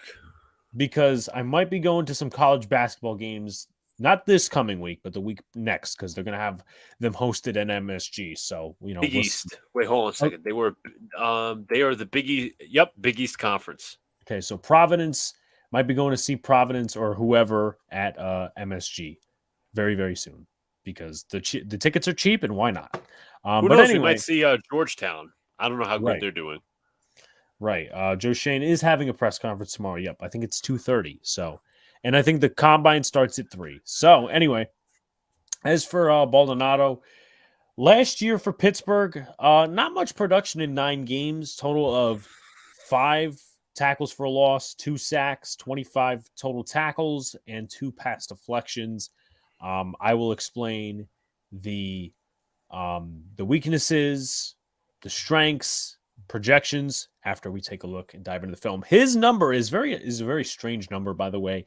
It is number 87. And I believe this rep, he's coming off of the right side against the right tackle. So let's dive into this.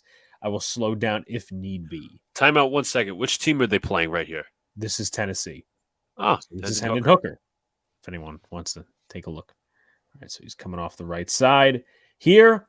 I mean, not too much hand movement, but the tackle right here, he's not using both of his hands, just washes him, or at least tries to wash him around the pocket. And Baldonado gets half a sack. Right here, he's off the right tackle again. Quarterback is not counted as down, and he finishes the play with another half a sack. This one, and he's coming from up the middle this time as one of the blitzing linebackers from the A-gap. Just watch the hit he puts out on Hendon Hooker.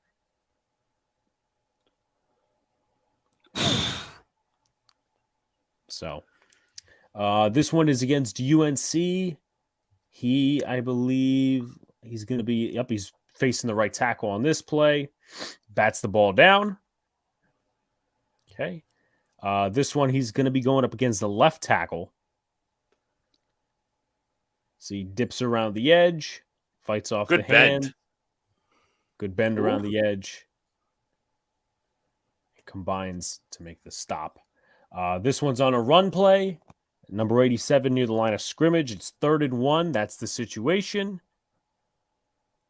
And he is counted as stopping him short. So that's a really good play, man. That was a very, very good play. He is on the left side here.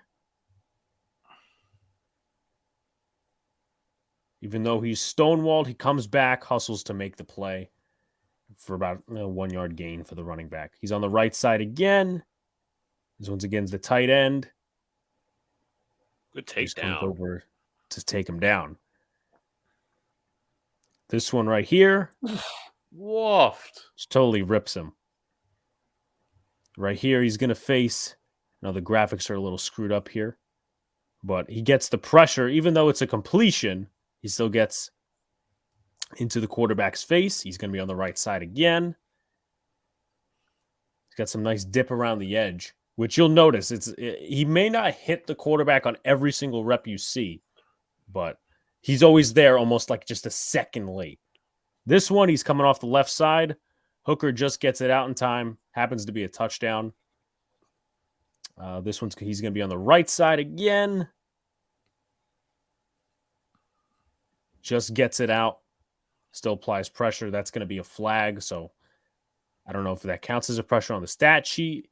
Here is where we start bumping into a little bit of the weaknesses. For instance, let's start with this one. Sometimes he will rush 2 upfield, and he's going to be on the right tackle this time. He will rush 2 upfield and not know that it's like a running play, for instance. So bad play recognition. Yeah, you could say that. Rushes way too upfield. It totally takes him out of the play.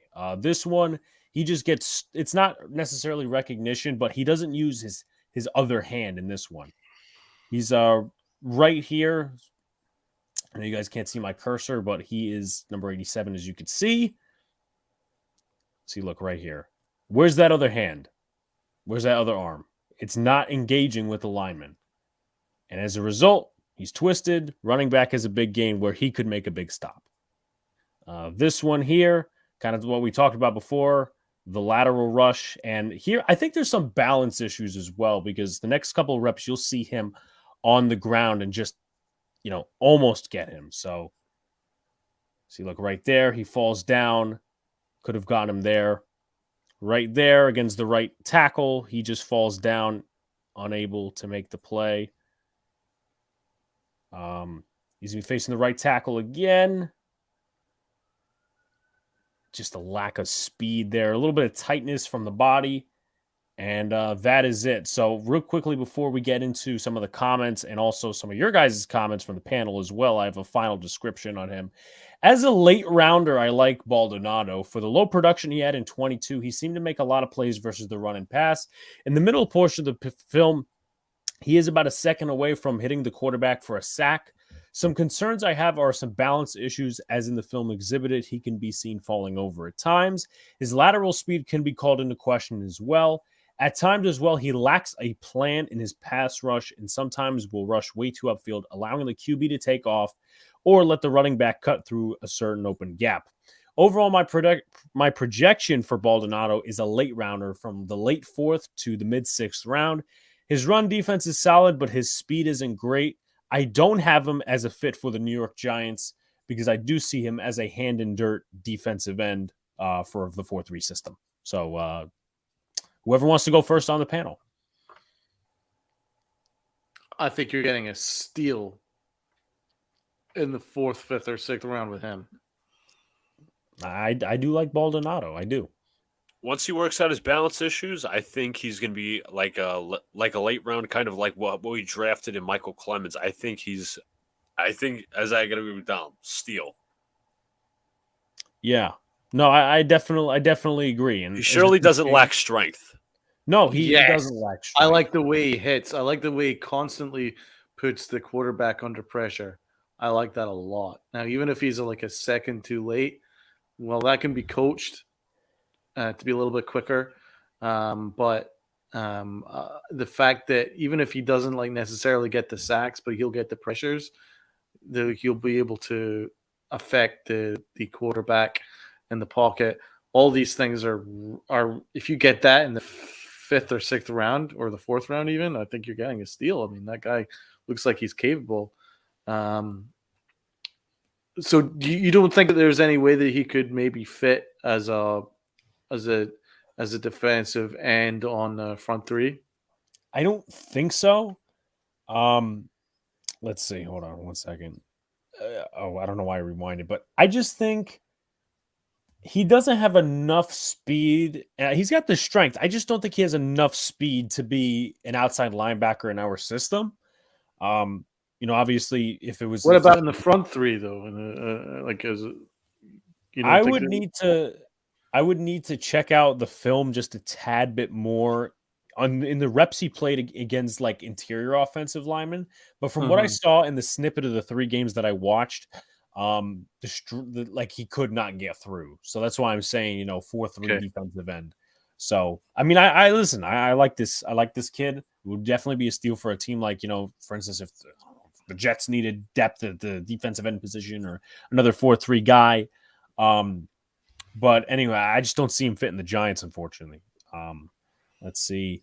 A couple of comments. I read a report this past weekend that Eagles could trade Watkins. He's coming down off a down season. He could be a steal for a 4th or late round pick. Yeah, for a team. I would trade for Kes Watkins. I really like him. I might. I mean, no. I mean, he's solid, but what was I going to say? There's going to be a lot of like slot receivers. Knicks beat the Celtics, man. Let's fucking go, baby. Let's go. Was that 2 games in a row we won against the Celtics? Yep. Yeah.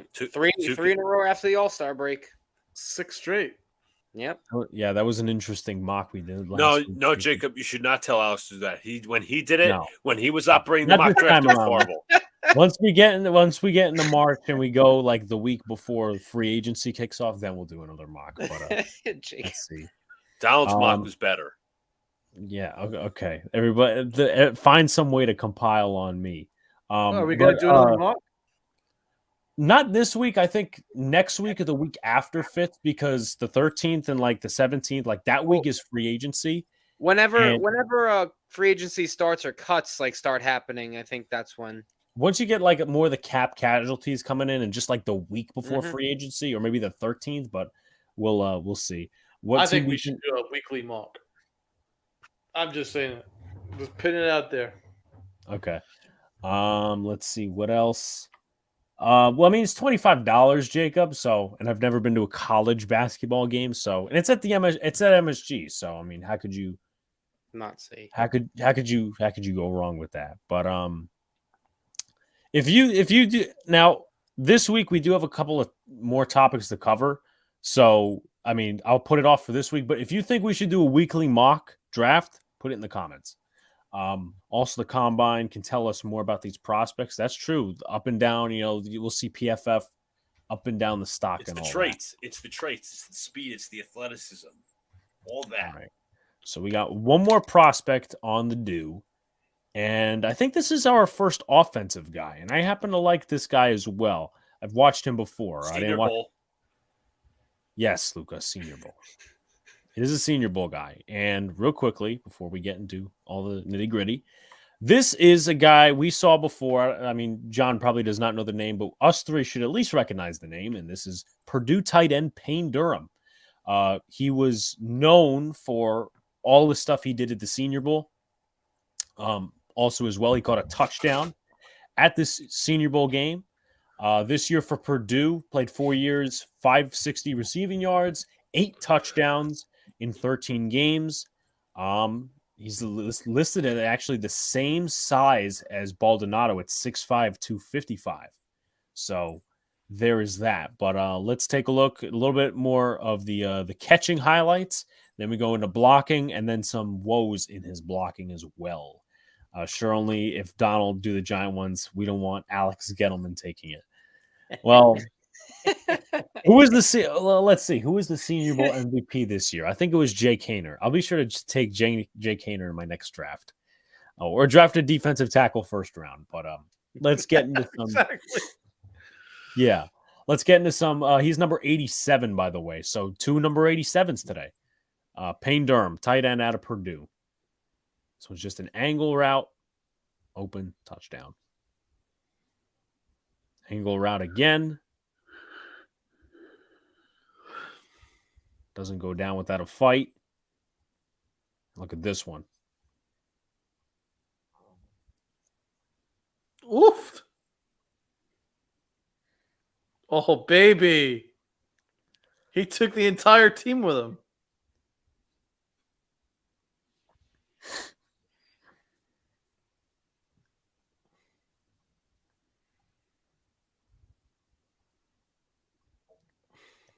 So let's see. I agree with Evan. Seems like a better version of Daniel Bellinger.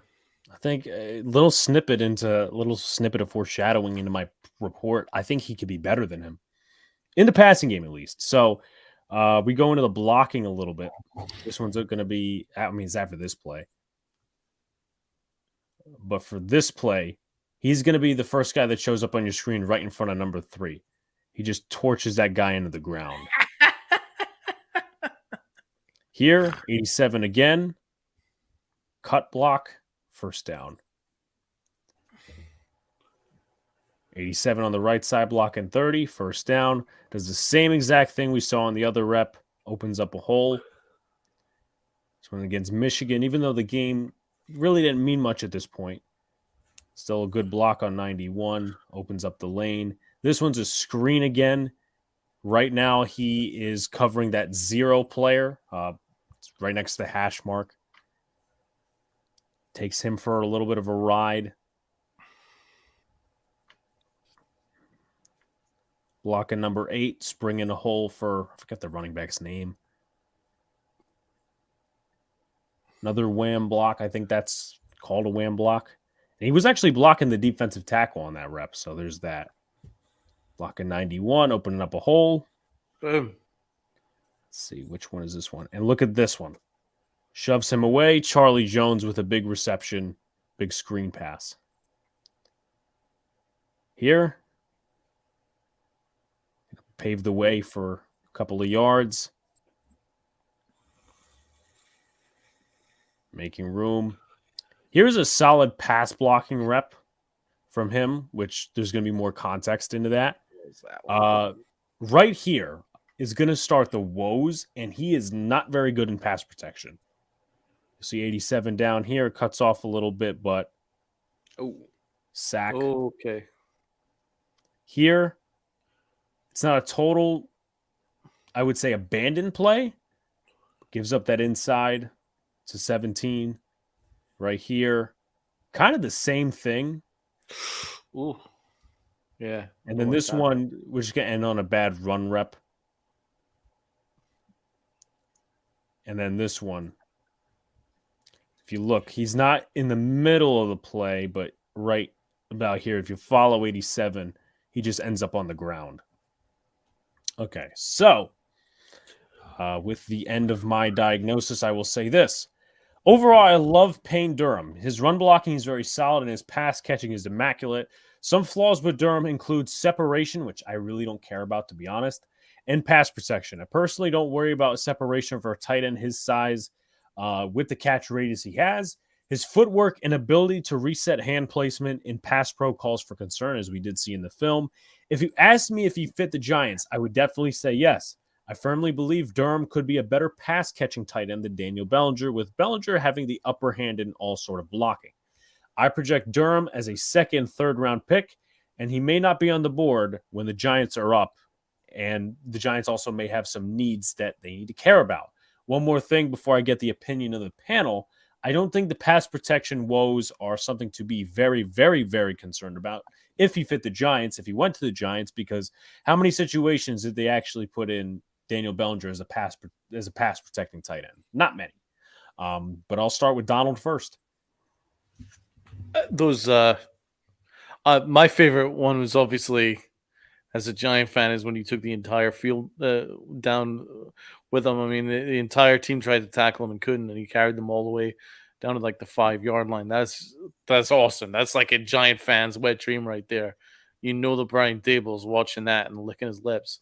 I love it. Kind of reminded me of Jeremy Shockey, like obviously without the athleticism, but that kind of determination and that kind of fight will translate at the NFL level without a question of a doubt. I like his strength. I like his pass catching really good. He just looks like a beast, and that would be really fun to watch him. If you get him in the 3rd round, I think that would be great. But we just have so many needs. I guess that tight end probably isn't a priority, but damn, I think he's better than Daniel Bellinger already. Luca. I like his short field. First of all, I'm not sure if anybody pointed this out. I like his yards after the catch ability. Yep. That's definitely something to point out. Obviously, he's efficient catching the ball in short to midfield. I want to see if I'm not gonna ask him to be Grunt because I don't think he is, but maybe like longer routes, maybe like a long wheel route that he could win a jump ball in, kind of maybe in red zone situations. I would like to see him more. Maybe there's more film out there of him being a jump ball guy in the corner of the end zone, but I don't think the pass blocking issues are too much to worry about because I think he has really good strength. It's just the technique that has to be fixed. Yeah, the He's going to be a cowboy. Reset and hand placement. Please don't say that, Donald. Well, then again, Dalton Schultz. I mean, I don't know that they're going to extend him. So unless they franchise him again, but they're I probably could gonna use totally that see him on becoming a cowboy. Hopefully, he goes to some other team that's not in our division. But John, any thoughts on Mr. Payne Durham? Kind of like you sum up what you guys said. First off, I think he's definitely easily more of a receiving tight end as opposed to a blocking. I don't think as a Jets fan, they would take him because we don't really need a tight end. Although, Luca, I don't know if you saw the report. That I think it was from Daniel Jeremiah saying that. Correct me if I'm wrong, but that they were like scouting a tight end or like It was I think it was Michael Mayer. They oh said maybe it was maybe it was him. Jeremiah was saying something along the lines like the Jets could draft him early. I'm like, absolutely not. Yes, yeah. Which again, not to say that this kid isn't good. And I think the one thing when you look at his blocking, right, you see maybe it's a technique thing, maybe it's a strength thing, but a lot of pass rushers kind of like to use either that swim move or like to negate the chop block by pushing your arm down. I knew someone in college that played college football that kind of showed me a little bit of this because he was an offensive lineman, he was a center, so he definitely knows what he's talking about. But and I don't know what this issue was with him, but it looked like he just couldn't. I don't know if he didn't set his feet right or if he couldn't get the hand placement or if it's just like strength in general where he just can't block people that are massively bigger than him. So again, we'll see. Probably a guy that goes where? The third round? I would say second, third round. Second, third round, depending on who needs a tight end. Because I don't think it's too strong of a tight end class this year, if I'm not mistaken. It depends. I mean, there's that kid out of Utah, Dalton Kincaid. They're supposed to go in the first. Michael Mayer, as you mentioned, out of Notre Dame. There's also Darnell Washington. Darnell Washington out of Georgia. Luke Musgrave out of, I think it's Oregon State. This is a strong class like last year, I think. Yeah, and there's some dudes at the bottom of the draft. I feel it's more depth as opposed Alabama to guy in the 6th round. As opposed to hitting like on a home run here. I don't want to say there's any star tight ends coming out. I could be wrong. It's definitely top heavy, in my opinion. I think Don was talking. Wait, is it? There's Latu and there's also I think Jaleel Billingsley. Yeah, Latu. Yeah. There's also a guy I got to get into. Wiley we talked about, and there's also Luke Shoemaker. I think his name is out of Michigan. I got to watch. But those are prospects of the week, Baldonado and, of course, Payne Durham. Before I get to some comments, we I like both of them. That was really interesting. And both number 87 and both the same size. So very interesting put together of mine. That was not on purpose. By the way, I don't mean to interrupt, but I know this will make the panel very happy because I don't know if anyone realized it, but with the Knicks win tonight, they are officially number 5 seed in the Eastern Conference. That gives me a round of applause. So happy. So happy. Amazing. Absolutely amazing. What a job Thibodeau's done. Thank you for that update, John. But with that being said, before we get to comment to the next segment, I just want to remind everybody, and if you don't know, well, now I'm telling you, our buddy Football Grump will be on next week. As many of you know, Football Grump is on the Just Giants podcast with the Cranky Fan. He went down to the Senior Bowl this year. Does a lot of prospect work. Can't wait to have him on next week. Talk about some Giants-related stuff. And obviously, if you got questions about prospects, get them ready because next week is going to be the week to talk.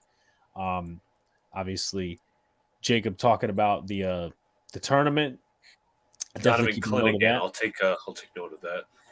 All right. Do we need a tight end to match with Bellinger? If so, draft a free agency. You could get one later in the draft, but it depends. It's not a pressing need. Knicks are 6-0 since trading for. I love Josh Hart. I love Josh Hart too. So good. Did you see his? Because you guys mentioned the Tatum. Tatum was tossed. Ejection. Did you see Josh Hart right after? Yeah, that? Josh Hart was like, "Bye." He taunted him. That was funny.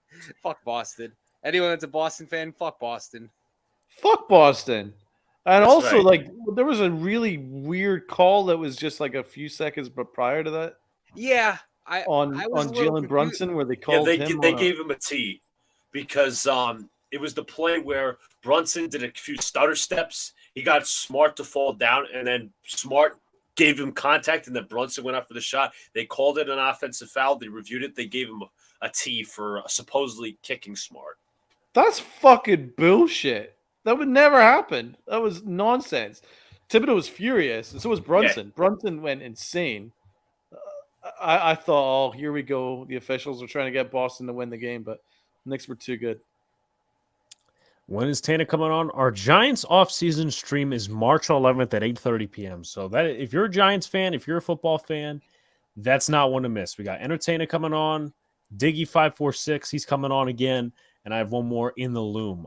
Should be available that day. But also as well, we got an all-star lineup, trying to build our way to 1K, but also trying to put up some great content and talk with some great people. Just wanted to keep note of this as well before we get into a little bit more of the comments and the next subject. We got the AL East Dead Red Roundtable on March 16th. And then the following week looks to be the prediction show of the Dead Red podcast, which will be predicting some different things, different awards, and also the standings as well for all the divisions across baseball. Knicks going ahead of the Nets, not a surprise. I saw Evan's comment on Twitter yesterday. He goes, "You guys shouldn't play for the rest of the season," or something like that. I forget what he said, but I kind of laughed at it because that's Evan. I like the idea of signing Gesicki from New Jersey. What was that? Because the Nets have collapsed. Yeah, I guess you could say Gesicki, I would like Gesicki a lot. I mean, he's more of a receiving tight end, so yeah, he fit that mold. But I just, is it? But why not? I've seen him play against the Jets. He's got some capability. He's not like a game breaker, but I think he's reliable enough. I think he's a solid tight end to A.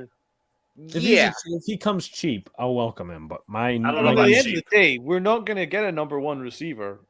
Most right. No, I know. So, unless you trade, if you got yourself a really good receiving tight end, that could really help Daniel Jones because you know how much he needs pieces guys that are right in front of his eye line because he doesn't really do too well with the peripherals. He really doesn't. Dalton Schultz. He's not necessarily a progressions quarterback. He's better at it this past year. This past year, he was above average at it. Previous years, absolutely abysmal, disgraceful at it. But he still very much needs people doing crossing routes or tight ends that are open right in his eye line that he can't miss. That's why I don't. Exactly. You know how much he needs the Isaiah Hodgins in the slot to get himself open in his eye line. Bellinger getting himself open in his eye line. Very, very important. He's not necessarily a guy that's gonna do the creative stuff like a Patrick Mahomes can. So that's why I don't pay Daniel Jones that much money. And B, if you're gonna, then you need good receiving help for him. And I think Gesicki would be one of them. Yeah, I mean that's a point to bring up, but I my focus as we were talking in the chat yesterday, Donald, is Mike linebacker. Get me a Mike linebacker, please. Jacob, yeah, I've seen T. Higgins suggestions. I mean, Daniel Jones, and they just don't throw the 50-50 ball a lot. So, yeah, I did see that. That was a Jeremy Fowler report, met extensively with Hooker. I'm going to watch a little bit more of the film on him. I know Donald. How much credence do we put into the Hooker stuff? Due diligence? You think it's just due diligence? You don't think it's any more than that? Yeah, I would say so.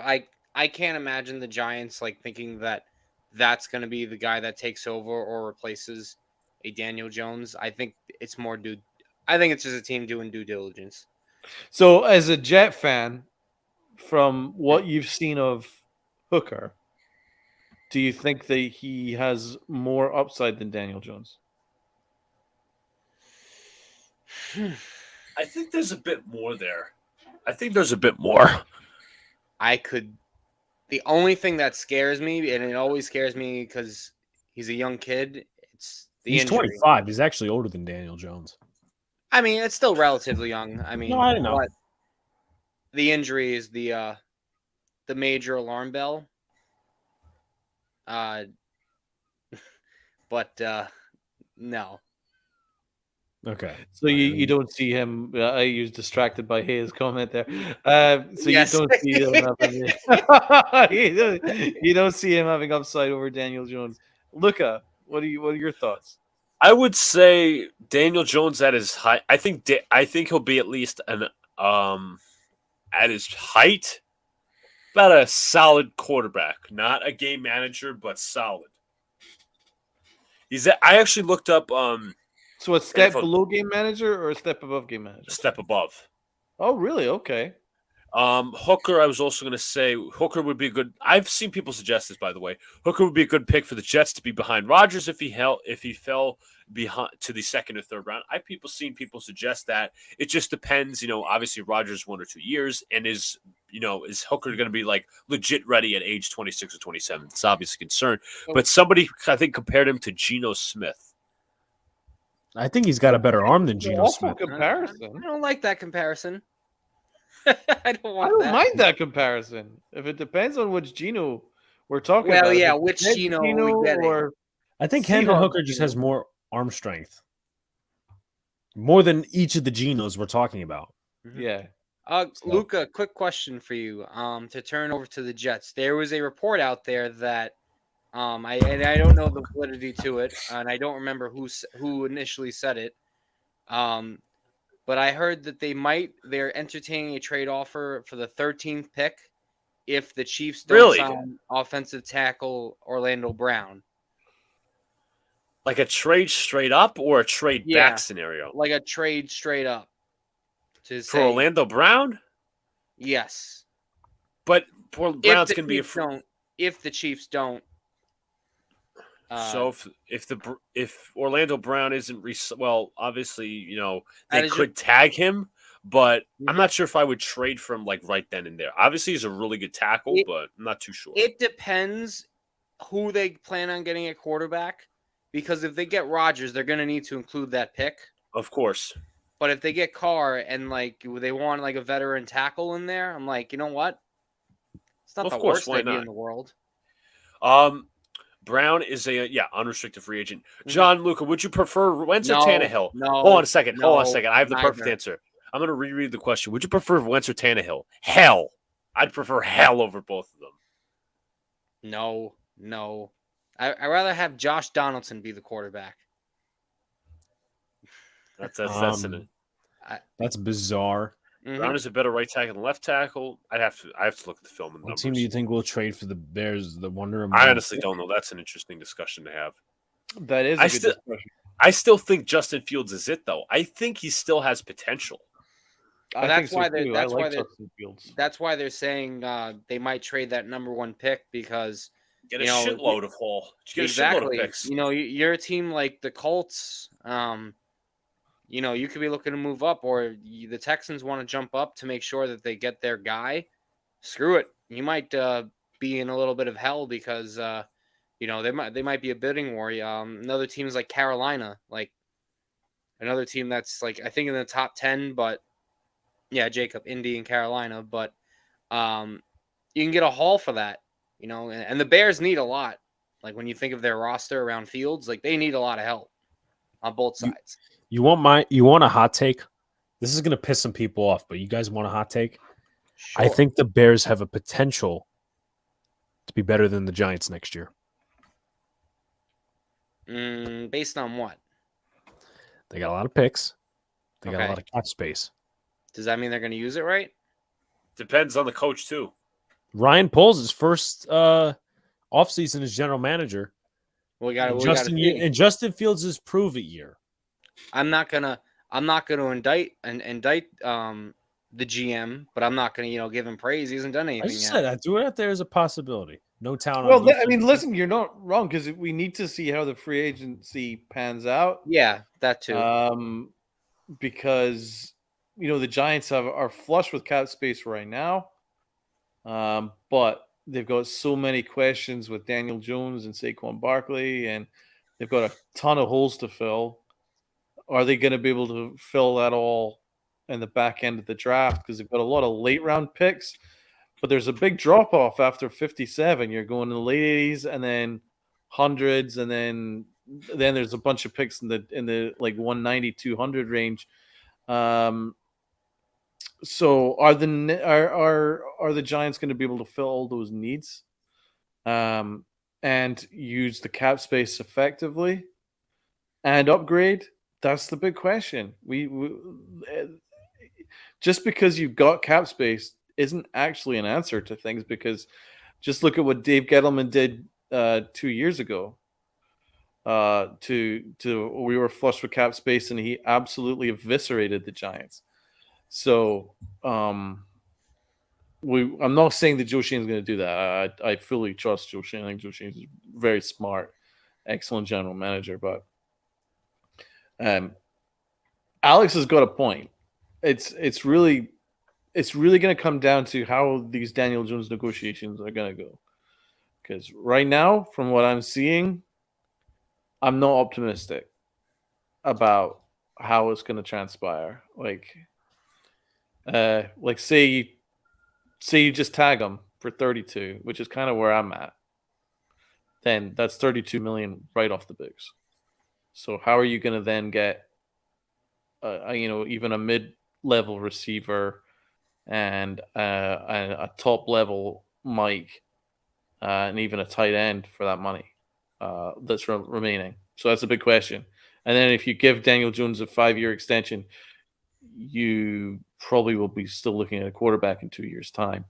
And then you're going to have to eat a lot of dead cap. So there's a lot of stuff that needs to be figured out. I wouldn't say no chance he leaves. I wouldn't say that. There's always that's what I'm saying. If he gets tagged, then we're not going to be able to fill in all the needs that we have in free agency. That's what I'm saying. So either way, how are we going to do this? I don't know. I think what we need to do is reset the quarterback clock. I'm not a fan of backloading contracts either. We saw how that worked out.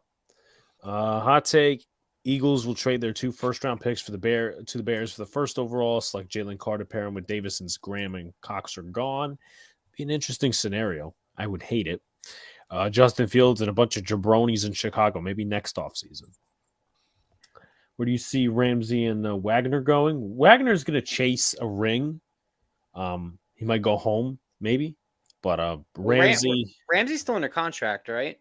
Right, but he's dead. Yeah. There's a trade thing going there. Yeah, no, I know that. Good night, my man. No, you're probably not trading him. You probably have to restructure it. Oh, I don't even know if I want to restructure.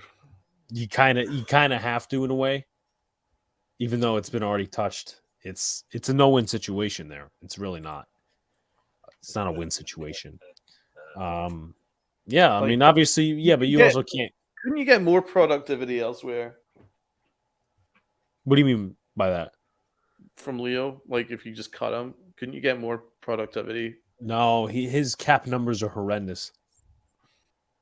I'll pull it up just for a second here. No, Alex, I think Donald's talking about couldn't you have a decent replacement for Leo? No, I'm not saying you can't, but if you were to release him, you'd be incurring $12 million in cap savings and $20 in dead cap, and then that would be the same thing if it was a trade scenario.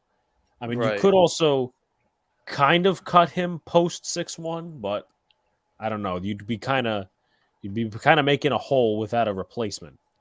Well, we'll be saving $12 million for this particular free agency, though. Right. I just don't know if that directly relates with dead cap or it does not. That's my thing. Right. I'd rather keep this defense together. I can see Wagner to the Chiefs. The thing about Leo is he's actually more of a help for Dexter, because he frees up Dexter Lawrence to go and attack the quarterback because they work really well together. They've got a really good partnership. But a lot of what Leo does doesn't necessarily show up in the stat sheet. Right. Plus, he's hurt more than he's healthy. So I'm ready to move on. I didn't ever like any of the stuff that Gettleman did with Leo. And Leo had one great year. We got 10 sacks. I appreciate that. But constantly tagging him fucked up our free agency. The trading a 3rd round pick when we were tanking was the stupidest thing. Honestly, when I heard that news, I was literally hopping in the middle of the street. I was so angry. I was absolutely beside myself. Just a random dude just leaping about in the middle of the street. That was me because I had the radio on in my earphones. What are we doing? We're tanking. Why are we trying to get the rat back? Oh my god! What Donald sounded like right there is when Harry gets like beat by one of the traps in Home Alone. Joe Pesci. Joe Pesci. We gotta find That's that how it clip was now. with every Gettleman press conference when he was like, "Oh, those computer guys." Like, I actually found his press conferences entertaining because of the Boston accent. We have to be The a part best. of it. We have to be a part of it. Get the quarterback. The quarterback for the guy out of the Yagen. Oh wait, hold on. I think this calls for something. You know what? I have the bookmark. We're gonna share this. Uh-oh.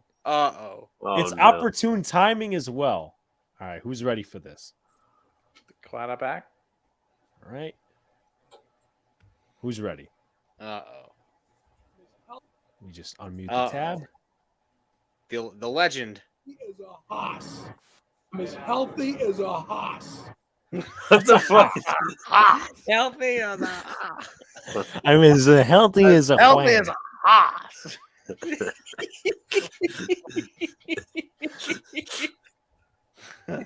hoss. I'm as healthy as a whass. You gotta get the quarterback. Quarterback. Yeah, I remember he was answering a question from Mark Cannizzaro, and he's like, "Well, hi Mark, how you doing?" Sound like the Salty Projects. My favorite quote is, "How you doing, kid?" Some shit like that. Yeah, I remember when he said that. Oh, Hi how Mark. you how you doing? doing? Oh, so Interesting to say the least. Now he's in Cape Cod enjoying himself. yeah, because he's gave us a franchise quarterback and all that. Donald is delighted. Very delighted. But we're gonna take an intermission in a way. John's gonna give us some hockey updates, and then our final subjects could be NBA. Luca wants to do a rookie ladder.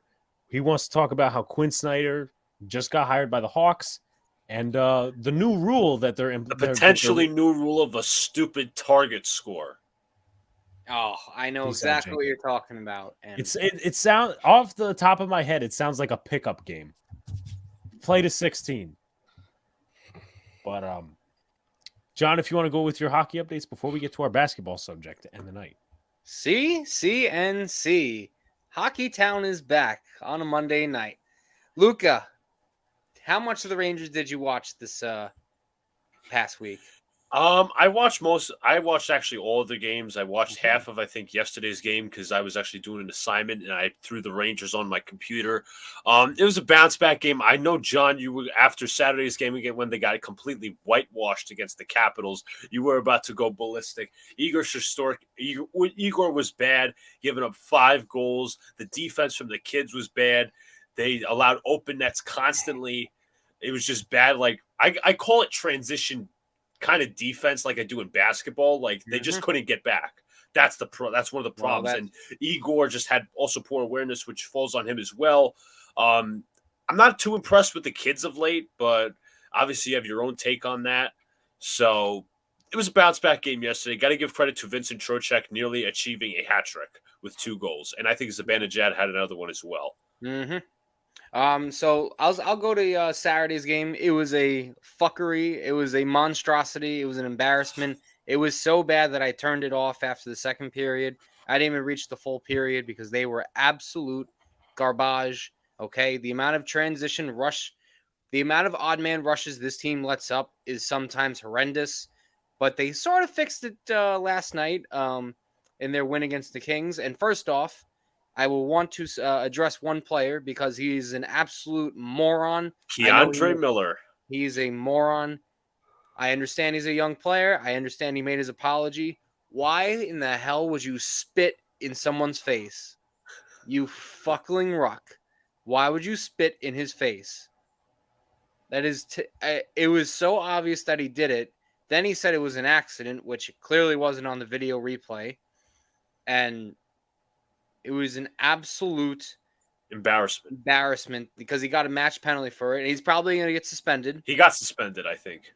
I didn't see if the report that he did or didn't, but so excuse me if that just came out, but I didn't know if he had his hearing. No, he hasn't. Yeah, I think they have the hearing set though. Yeah, they have it set. They have it set, so he's got to wait for his hearing. He's probably going to miss at least one game. But on going to Sunday's win, because Miller did that stupid thing, they only played with 4 defensemen because as Ranger fans know, the Patrick Kane trade is pretty much a done deal. Showtime is coming to New York. It is just a matter of when, because of the salary cap situation, because Kane is a $10 million player, but it looks like they're able to take on 25% of his contract, which is going to be probably a weird trade in the next, I'd say by Wednesday it gets done, in my opinion. And I think that's an excellent move because then you have a really deep forward core. But again, they couldn't play Braden Schneider. They couldn't play Ryan Carpenter, who they had to bring up. So they were down 2 people. Then Miller goes down with the suspension. Then Zibanejad got hurt for a little because he blocked a shot and the puck hit his ankle. So everyone thought that he broke an ankle or fractured it of some sort. So that happened. And yet they still won 5-2. They had a really strong defensive game. They kind of, they realized that, like, hey, like, we can't be, like, taking so many dumb chances. So what they did was, in their strategy, they had all 5 players play back and start together and give puck close support. And then because the Kings like to trap, they dumped in a lot and they had a better forecheck. And hopefully they learn that, you don't need 4 or 5 people up so high up every time in the zone, because that really screws them. Because, again, when they go on the transition attack and don't score, usually it's like an odd man rush and a goal the other way, which has really hurt Igor. I was going to say the one play, I think, with Panarin, I think he raced for a goal. He missed wide right, and then they just went up on the fast break, and then they just scored the goal immediately. I was like, dude, what the fuck are you doing? No, you're right.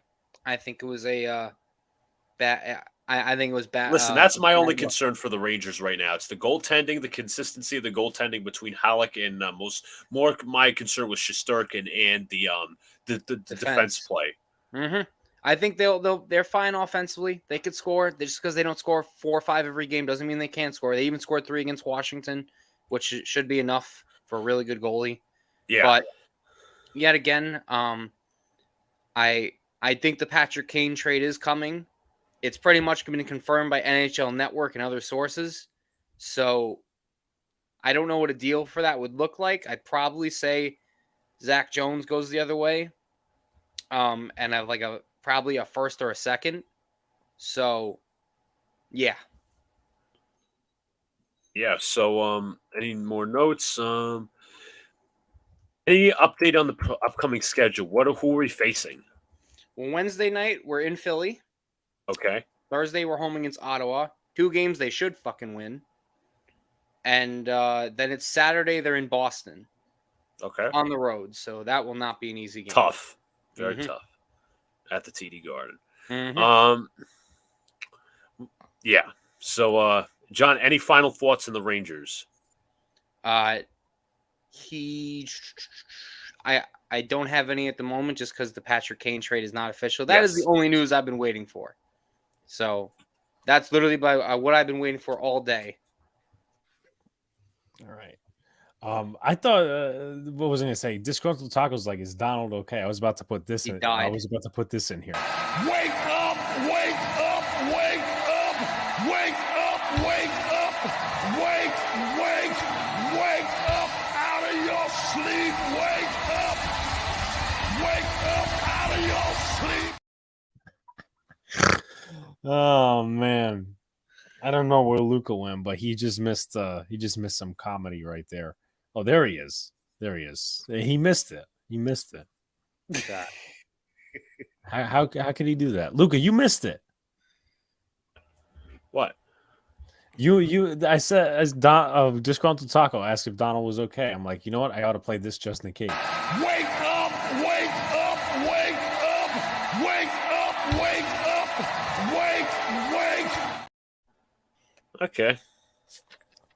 All right, Luca, I'll leave it to you for our last segment of the night. We'll leave the rookie ladder for last because it's obviously a quick one. I'm probably going to stick with the candidates that I do know of. There's been 2 updates per NBA beat reporters. The first one, there could be a rule change coming this offseason where the NBA will actually allow for coaches to keep their successful challenge.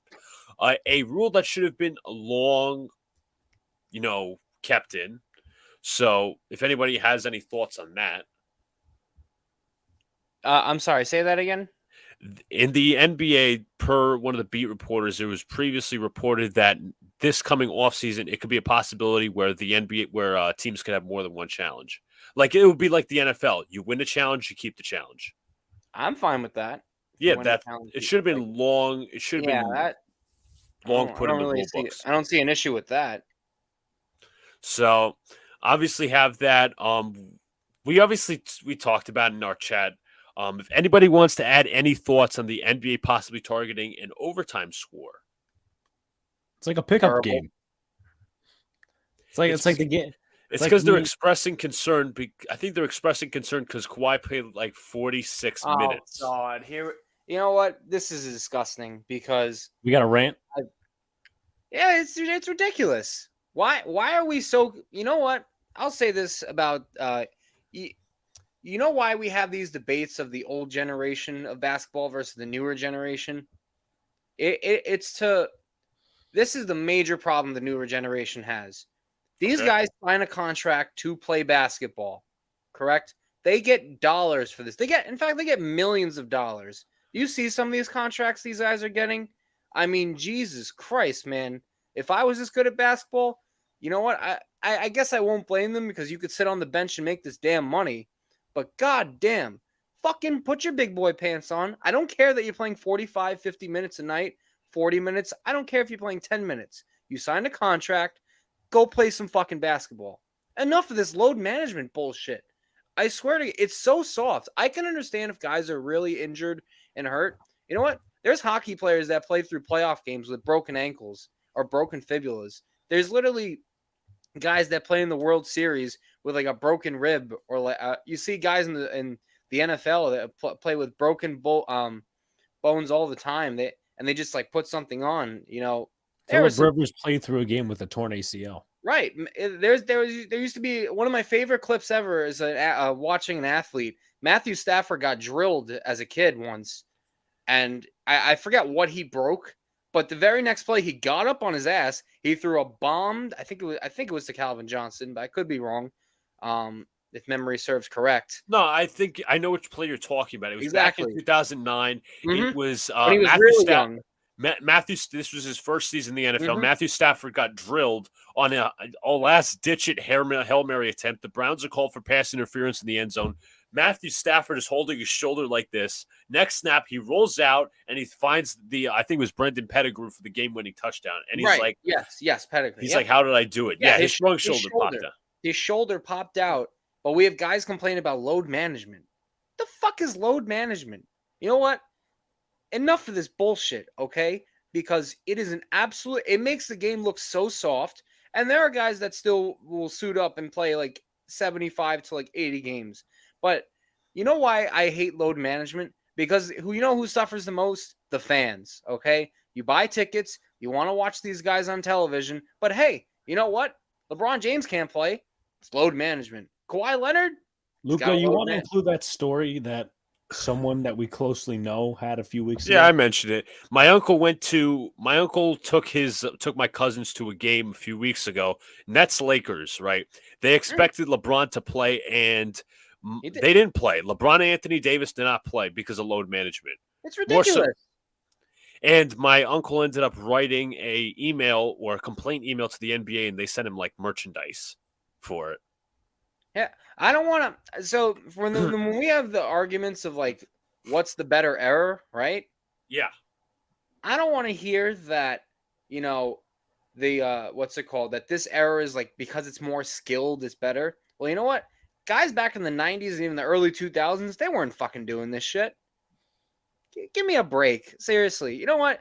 You want to load manage? Go load manage in a fucking island somewhere, okay? Because it's garbage. It's garbage. I want to see players play. I'm tired of this shit where people aren't really hurt, but but their body's sore. Ooh, their body's sore. Ooh, I'm so sorry. Can I kiss your boo-boo too? Can I fucking give you a massage? What a fucking pansy Kawhi is. And anyone that's for this load management garbage. Go ahead. I'm sorry. Go ahead. Well, yeah, I mean, I do know of a fan that I think he traveled across the world to go to a Warriors game just to see Steph, and Steph was held out. But Steph's not the type to load manage, so he was obviously held out for coaching reasons, just to rest him. But I think you should be fined if you're healthy and you're not playing. Then you should be fined, in my opinion. The team should be fined. Like, there's no excuse, in my opinion. Like, unless it's like the last game of the year and you've already secured your playoff place, fine. But if during the regular season, unless there's a real mitigating circumstance where it's like on a back-to-back or something like that, then you should be playing. I don't think this I think this load management issue is a problem. Kawhi Leonard has missed like half the year, mostly through load management. But he's so freaking good. Whenever he's on the court, they win like 70% of their games because he's that freaking amazing. I'm not talking. I didn't want to say that these guys are like bad at basketball, but No. I'm not. I'm just saying that's kind of what the Clippers are having to manage, though. It's just like when you do have them, you're guaranteed to win the game. But when will you have them? And you have to manage them right through the year, and that's the thing. So it's kind of hard for organizations to manage these guys that are going to be load managing. And AD, man, is as soft as freaking melted butter. Yeah, him too. Yeah, he really is. Like LeBron, I don't get that from him. I think he wants to play every single night if he can. AD is different. Like if he hurts his toenail, he's broken glass. He's broken glass. Yeah, he is. Yeah, you touch him and he's gonna shatter. Big baby. Completely agree with that. These Knicks, man, under Thibodeau, they don't miss a game. No, never. Brunson plays 40 minutes. Barrett plays 40 minutes. Everybody plays 40 minutes, and they're absolutely fine the next Thibodeau day. would fucking yell at them if they asked for a night off because of load management. They'd fucking request a trade. They'd because this NBA generation is so soft. They'd request a trade. Why do you think we bash Kyrie? Fucking nonsense. He went AWOL. Where'd he go? Because you know what, and I guess because the NBA has 82 regular season games, it doesn't seem as significant. But let's say, let's say we're in the NFL, right? And I'm not saying anyone does this, okay, because it's way different. But let's say, hey, and I'm not saying this about the specific player. I'm just giving an example. Let's say Patrick Mahomes. I don't really feel like it. I think I need load management. How would the NFL world fucking react to that? Like, they would go on a fucking fiery frenzy. They'll get fined. Exactly, yeah. I think they should be getting fined. That's what I think. I think they should be fined. And you know what? If they keep doing it, fucking suspend them. Say, all right, you really don't want to play? Here, take a nice temporary vacation without your pay. Well, that's the thing, where Adam Silver is thinking of ways in which to fix it by bringing in season tournaments and we don't need any in-season tournaments. These guys signed a contract. They signed a contract. Just address the load management issue by basically saying to the teams, you need to find a way of getting these guys on the court more often than not. There's no excuse not to. And And then then you don't need this in-season tournament. Because for me, basketball's great as it is. I actually like the 10 teams. I like the play-in conference now. I think it's quite fun. I think that's a great idea that they did it. Yeah, but I don't agree with this target thing, and I don't agree with the play-in, but their biggest issue is load management. It's hard to address because most teams don't do it, but the teams that do happen to be teams where are constantly on TNT, and that's the thing. The Clippers and the Lakers and the that and the other. Yeah, as a fan, you're not getting your return on your investment, which No, is it's the not problem. fair. It's not fair. Not even to the young kids. Like, who's you like? You obviously look up to them. Like, okay, let me just take a random day off of work because I feel like it. No, Yeah. you go to work and do your job. So That's what I appreciate with James Harden. He never missed a game for load management. He plays every single game that he I can. commend him for that. I commend And the I ones like that Julius play. Randle, man. He balls out every single night and play 42 minutes if required. Like he'll do whatever it takes to play. You think Damian Lillard's taking Lillard's load a management man. nights off? Exactly. He doesn't take these nights out. Fucking, that's why he's He dropping plays 48 71 on minutes. everyone, because he's fucking not taking all these nights off. I mean, doesn't playing minutes, like harder minutes, longer in the game, doesn't actually it actually builds up your endurance technically, but nobody wants to say that. I got a comment here. I know we're not doing really a Knicks segment, but Josh Hart said after the game, I think we have a team that can make some noise. I think it's a team that can make a run and surprise people. We don't want to make the playoffs. We want to make a run in the playoffs. Good. Love that energy. So obviously had that. The one thing that was prevalent in this week, I think was officially announced yesterday, the Hawks officially agreed to terms with Quinn Snyder as their new head coach. So anybody have any thoughts on that? I actually really like the hire. Great hire. Bad news for the Knicks, but great hire. I like right now we're probably going to say that Johnny Bryant's Thibodeau's successor. I like Quinn Snyder. I thought I thought a lot of teams passed him up, but I think the Hawks are going to get a great benefit. I think he, in most of his teams with very good talent back in Utah, very good offense, very good defense, usually top 10 in both categories. It's just, I think in Utah, it wasn't matter. Like, he can outcoach a lot of coaches. I don't think he rarely ever gets outcoached, A, and he has a very good system. B, it's just like, I think that Utah team reached its ceiling. And that's why I think they mutually parted ways, and that's why Mitchell and Gobert are gone, because they knew they were going to win. So I think it was just organizational, not so much on Quinn Snyder, because he's done a really good job over there. I think he's a great coach, really good coach, smart guy. You're going to see the Hawks win games now, because I think a lot of the issues were with Trae Young and Nate McMillan. They didn't like each other, right? And that's why I always felt that if the Hawks went down in a game, they wouldn't bother to come back, because there's something broken in the locker room. You're not going to get that now with Quinn Snyder. They're going to be competitive. They've got a very good team as it is. And I never blame Nate McMillan for any of this. I blame Trae Young for it, but they didn't get along. And when your manager and your star don't get on, it's always going to go wrong. You can't win. So, unfortunately, that they've had to get rid of McMillan, and it's a shame because McMillan gave them a lot of success. Man, he took them to a Eastern Conference Finals. Yeah, they did. They had a great year, where they weren't expected to have a great year. They were fantastic, and he was behind a lot of that. But they have a real asshole as a star, and he forced them out, in my opinion. And I don't even. But that's what they did to Atkinson, and Kenny Atkinson did as good a job as Nate McMillan did, and Atkinson was forced out because the Stars didn't like a head coach with a big personality. They have a shit ton of power. They don't like that. So we'll see what Quinn Snyder does, but he's a very, very good hire, and the Hawks are going to start winning games. For sure. I think the Hawks will definitely stabilize. I think that defense is going to get a lot better. Obviously, they're actually the 8th seed right now. I think they'll stay in the play-in because – maybe they jump the Nets. I don't think they will, because I think Jacques Vaughn's done an excellent job as Nets head coach. He's getting them to play team ball. There's no star on that team. So I think they'll be in the play-in mix. but I think they'll stay where they are. Damian Lillard dropping 71 points. I mean, he has more 60-point games than I think LeBron. There's like there's a number of legends that he has more 60-point games. 8 players combined. There's a reason why they call him Dame Time, because he's fucking big time. He really is.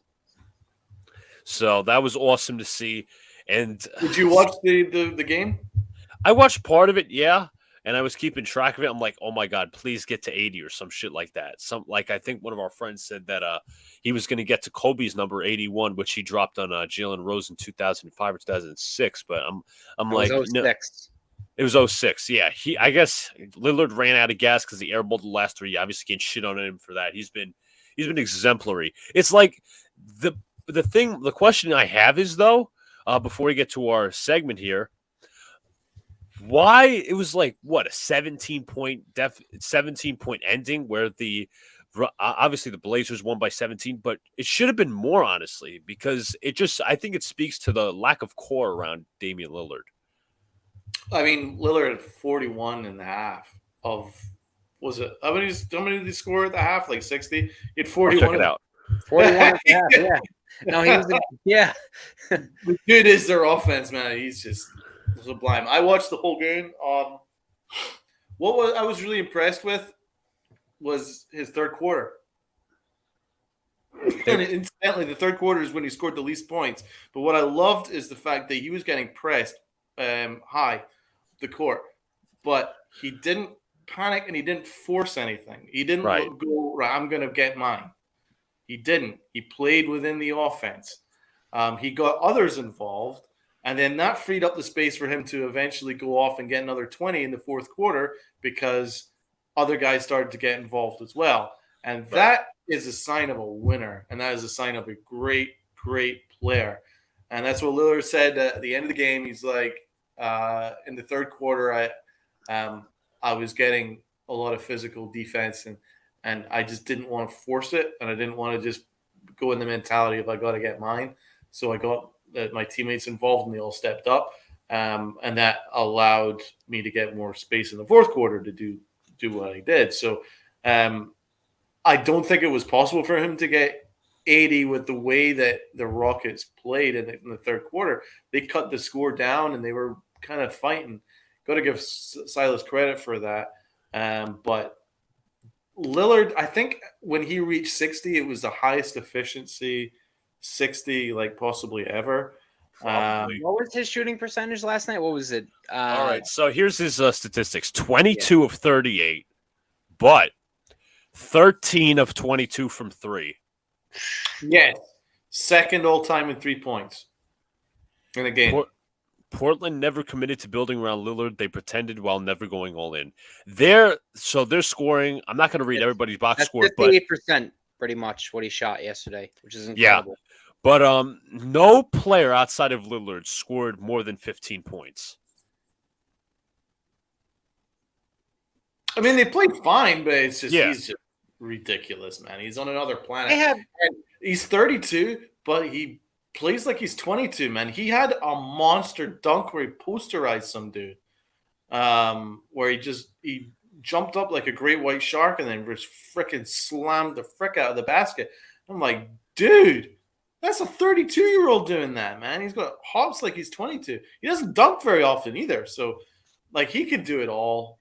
He's just so freaking good. And his footwork is insane. He was knocking down 40-foot threes just effortlessly. His range is incredible. It's insane. It's on par with Steph's. It is. It is. It is. I think we can move into the rookie ladder for our final thoughts. Before our final thoughts, so we got Rookie of the Year. If you guys want me to change any categories, I can. Rookie of the Year, A, B, C, D, and Unproven, which I made myself. So our first, I think, how about this? I think we should do it in the order of the draft. So I'm going to pull up the 22 NBA draft. I got that if you need me to. I got it. Don't worry. First pick, Paolo Banchero. He's been really good. All right, so his Am I right? opening stats: 19 points per game, 4 assists, nearly 7 rebounds, 41%. Obviously, most rookies are inefficient. 27% from three, 75% from the free throw line. I think he's been exemplary, and I think he's at least one of those candidates that leads out Yeah. for the rookie this season. He might be the favorite to win Rookie of the Year. He might be. Yeah, definitely. Right here, we are going to bring him up to Rookie of the Year. Now, A is obviously basically we can call him a contender for Rookie of the Year, but not the Rookie of the Year. So that's what we're going to do there. Number 2 overall, drafted by the Thunder, Chet Holmgren. He's obviously unproven because of an injury. So We're gonna have to see him next year. Mr. Unicorn Kristaps Porzingis. Oh God. Yeah, that's what a As lot Donald of people compared coined it it. to. He does he still is Donald coined it? Does he still love himself? He did in the pre-draft process. He really did. He was feeling himself. I didn't like his body type for the NBA, and he He's got hurt. too thin. Like he Yeah. had the height, too thin. Number 3 overall, Jabari Smith Jr. He has been heavily disappointing. And me and Don were touting him as somebody who could be NBA ready within the split second. Here are his stats. 12 points per game, 7.1 rebounds, 1.2 assists. Let's look at the efficiency. 38% from the Oh, field, that's horrible. 29% from 3. God. D. D, Um, I guess. ABC. Let me look up his other advanced metrics. His defensive rating is 118. Nope. His offensive rating is 102. And his Nope. total box plus minus -4.5. D. Yeah, he's just hasn't worked so far. Here we go. I Mr. mean, a lot of it, I think, has something to do with the organization. Yeah, that's a shitty organization. Correct. They kind of just letting the kids play free. No really structure there. Yeah, with the 2 guards they got with Jalen Green. Green and Porter Jr. There's not a lot of structure. No. They're not a winning team. Let's be real. All they do is just try and set up dunks from Martin.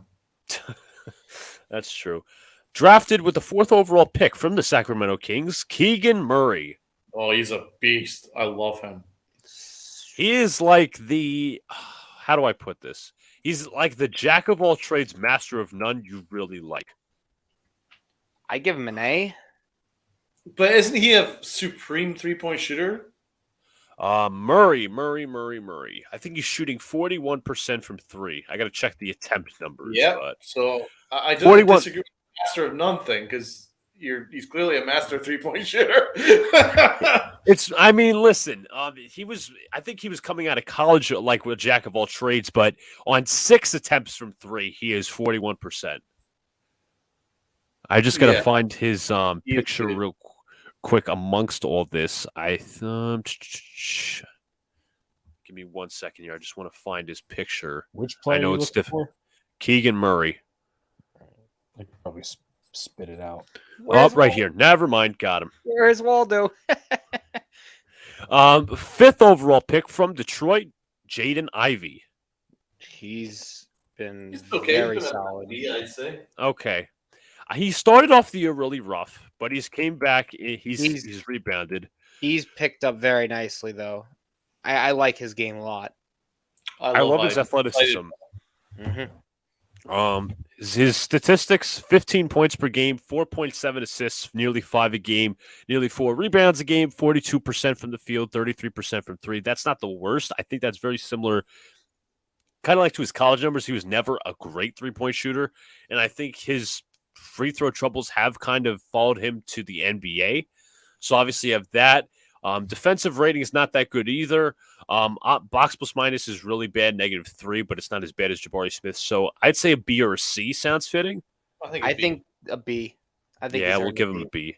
I think the rebound has helped him. Mhm. With the 6th overall pick in the 2022 NBA draft, the Indiana Pacers selected Benedict Mathurin. Great player. Really good. He's been 17 points per game, and this mostly is off the bench.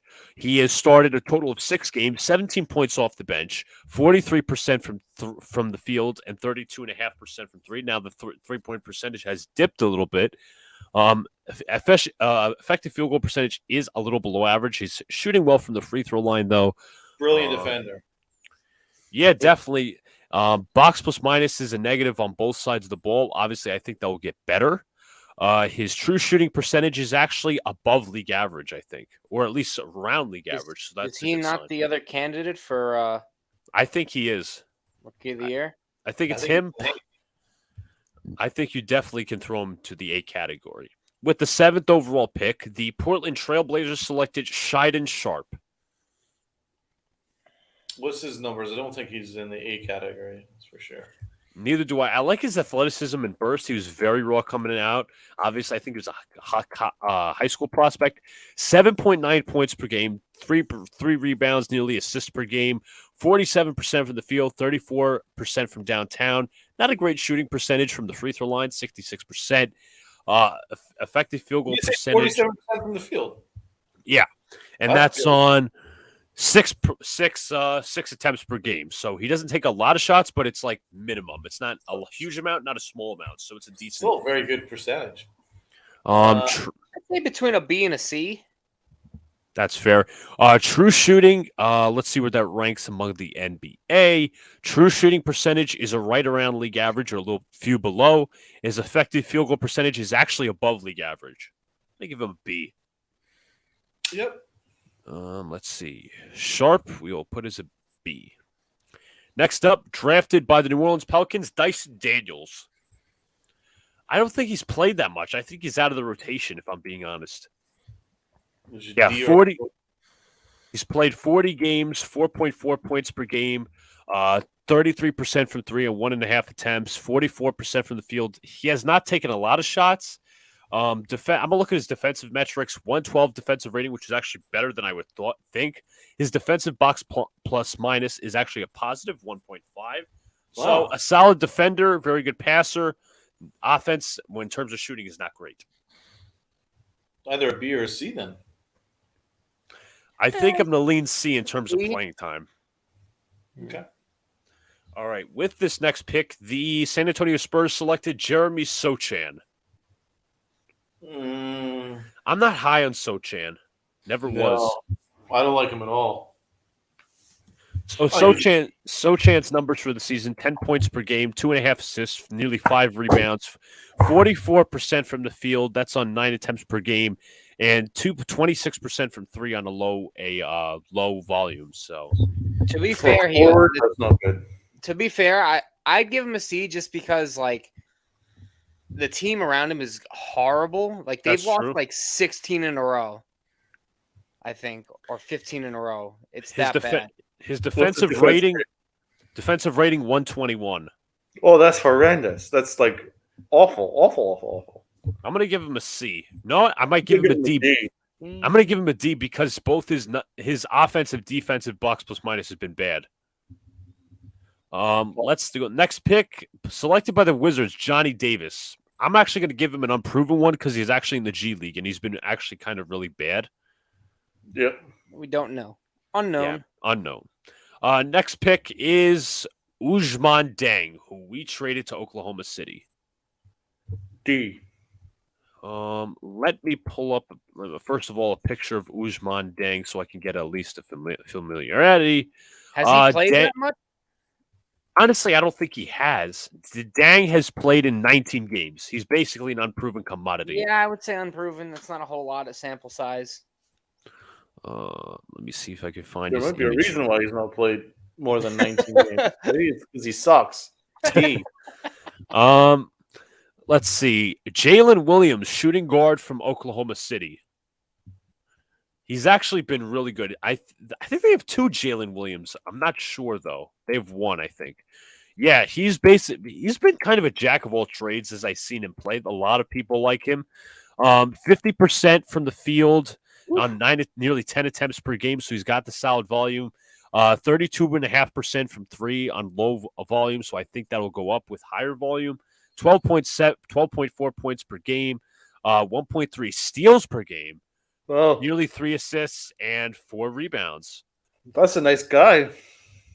Defensive rating and offensive rating are the same, 114 all. His box plus minus is better on the defensive side, so I think I'm going to give him a solid B. Definitely. Sounds really good. All right. Next up in the draft, Jalen Duren was selected. Oh, he's had a really good year. Yeah. Duren from the Detroit Pistons. A reminder in his stats: 8 rebounds, 8 points per game, 1.1 assists. I think you don't even have to look at the defense. He's been very good. Very good. Offensive rating is actually 127. Oh my God. 116 defensive rating. Box plus minus is a little low, but I think I'm going to give him a solid A. My opinion. I don't think he's a contender for rookie of the year, but he's been stout. Yeah. Next up, we should have drafted him. I agree. Ochai Agbaji. I like the guy, but I don't know if he's had that great a year. All right. Let me first. Yep, I see him right here. Agbaji on the season. Let's see how many games he's played. Agbaji has played 39 games. There's not a lot of sample size. 48% from the field, 39% from three.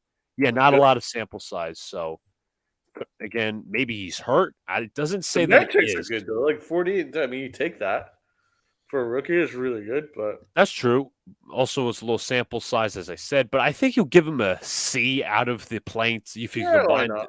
yeah, give him a C. Plus, they're having a good year, so. Next up, Mark Williams. He's gotten some more playing time recently, and he actually had a game with 20 rebounds. So, looking up his metrics on the season, Mark Williams drafted out of Duke, 7.9 points per game, 6.1 rebounds. Very good defensively. Obviously, reminds me of a Clint Capella type. Defensive rating, very stout, 109. That's great. Would you want to give him a B or a C? I'm going to lean C. I think he'll eventually get up to a B. We'll obviously revisit this. Yeah. Next up in the draft, we have AJ Griffin. I think I'm going to give him an A or a B because he's. I think I'd say a B. All right. Just I liked him. I think he fell in the draft. I think that they got a steal with him at that pick. I really like him from one of the. I think the last game that the Knicks played, he played great. Yeah. I'm going to give him an A. Yeah, 9.2 points per game, 47% from the field, and 39% from three. Okay. A, undoubtedly. Next up in the draft, we have Tari Eason from the Houston Rockets. Eason on the season has played 60 games, 8.7 points per game, 5.6 rebounds and assists, 44% from the field and 34% from three. He's only averaged 2 3-point attempts per game, so it's not a lot of sample size.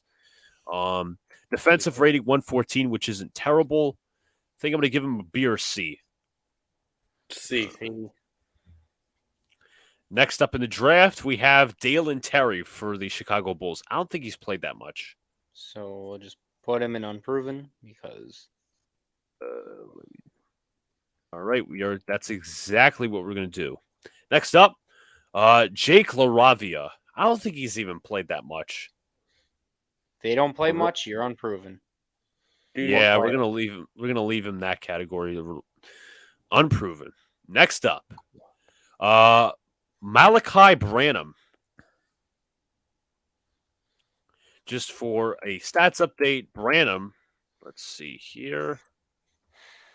Branham, in his last few games, he actually played against the Jazz, 13 points, 6 of 16 from the field. That's a lot of shots. 1 of 5 from three. Stats on the season, 44% from the field, which is decent. 31% from three, 9.5 points per game. Give him a B or a C. 123, 123 defensive rating. I'm giving him a C. I'd consider a D. That's pretty bad. Under 23 is the worst. But it's really bad. Yeah, I'm actually going to move him to a D, not because of you guys, but his box plus minus is a -5. Anyways, somebody who's actually, I'm going to jump to somebody who's made an impact. Walker Kessler. Oh, yeah. I always liked him, man. I think I'm going to give him either a solid B or an A because he's Let's say a B. He was really good against the Knicks. Like, it's not like he obviously hasn't demonstrated his shooting form, but just the sole rim protection has been. I think he's been a good defender so far. Yeah, it's I all. like him, man. B's Next good. up, let's see. Let's see my next candidate. This is Christian Braun, selected by the Nuggets. 57 games. I don't think there's much to look at here. I'm going to put him in the unproven category. He needs more reps. Next up, David Roddy from the Philadelphia 76ers. I don't think he's even got much time, so we'll see that as a common trend. 6.3 points per game, not much, so unproven. Next up, Marjon Beauchamp. Question is, has he played a lot of games? 39 games. I can't look at him off the sample size. We're going to go into unproven. Next up, Blake Wesley from the Spurs. I'm going to look at his numbers real quick. It's on San Antonio. Can't be good. 17 games. So I think he's best put as Unproven. unproven. Wesley. Next up, let's see. Wendell Moore from the Dallas Mavericks. I think he's also an unproven commodity. So we are just going to leave him unproven again. Next up, Nikola Jovic, unproven. Let me get you guys a non-unproven candidate. Andrew Nemhard. Is he here? No, he's not, unfortunately. So the rest of the guys, as I see it, are unproven. So half the Well, league. yeah, is you figure that when you have a really deep roster, and rookies don't play. Makes sense. that's true. So we'll leave this as is. This is our rookie ladder. We favor Paolo Banchero as our rookie of the year with some candidates like Benedict Mathurin, Keegan Murray, and AJ Griffin, and Jalen Duren behind him. So this is our rookie ladder. We'll obviously probably update this at the end of the year. So that is it for NBA Very fair. 7. All right. Any more things to discuss, Luca, that you have on your mind? Nope, I covered it all. All right. So, with that being said, I'll send it to Angry John, Luca, Donald, and myself for final thoughts. Well, ladies and gents, what have we learned today? Donald sounds like Joe Pesci. Luca and Alex, another great show. I love to talk on the baseball because you know me, I can't stop about baseball, especially when it's coming back up. We got, is it less than a month now? Because February ends tomorrow or after tomorrow, so it's less than a month. I'm counting down the days. Again, the New York Knicks have really I've done a complete flip of a 180 on them. They have been fucking spectacular. I can't be more proud. This is the ceiling I thought they can get to if they have all cylinders hit right. So far, Josh Hart been a fucking fantastic addition. Emmanuel Quickly had a really good game tonight. He's been great for like the past 2 months now. 23 points off the bench. Yeah, like just Six-man of the year. fantastic. And Julius Randle's continuing to do his thing along with Brunson. Hopefully RJ Barrett can pick it up a little more, like he has a little, but the only guy who hates him probably more than me is the guy on my up here and over there. So, but again, thank you all for the comments in the chat. Really do appreciate it. And if you're not a Rangers fan, go fuck yourself. Different type of words, but Luca. Final thoughts. First of all, to the city of Boston, hold this L. You can hold 2 L's because if you lost to us twice this season, number 1 seeded frauds. Anyways, fuck Boston. MSG. They left early. A lot of Boston fans left early at MSG, so who cares? So fuck them. Great win for the Knicks. Good talking baseball again. We're obviously getting to the rhythm. I'm getting into the rhythm talking more hockey. And prospect of the week continues to show out. So just bring me to free agency. I want to see what happens.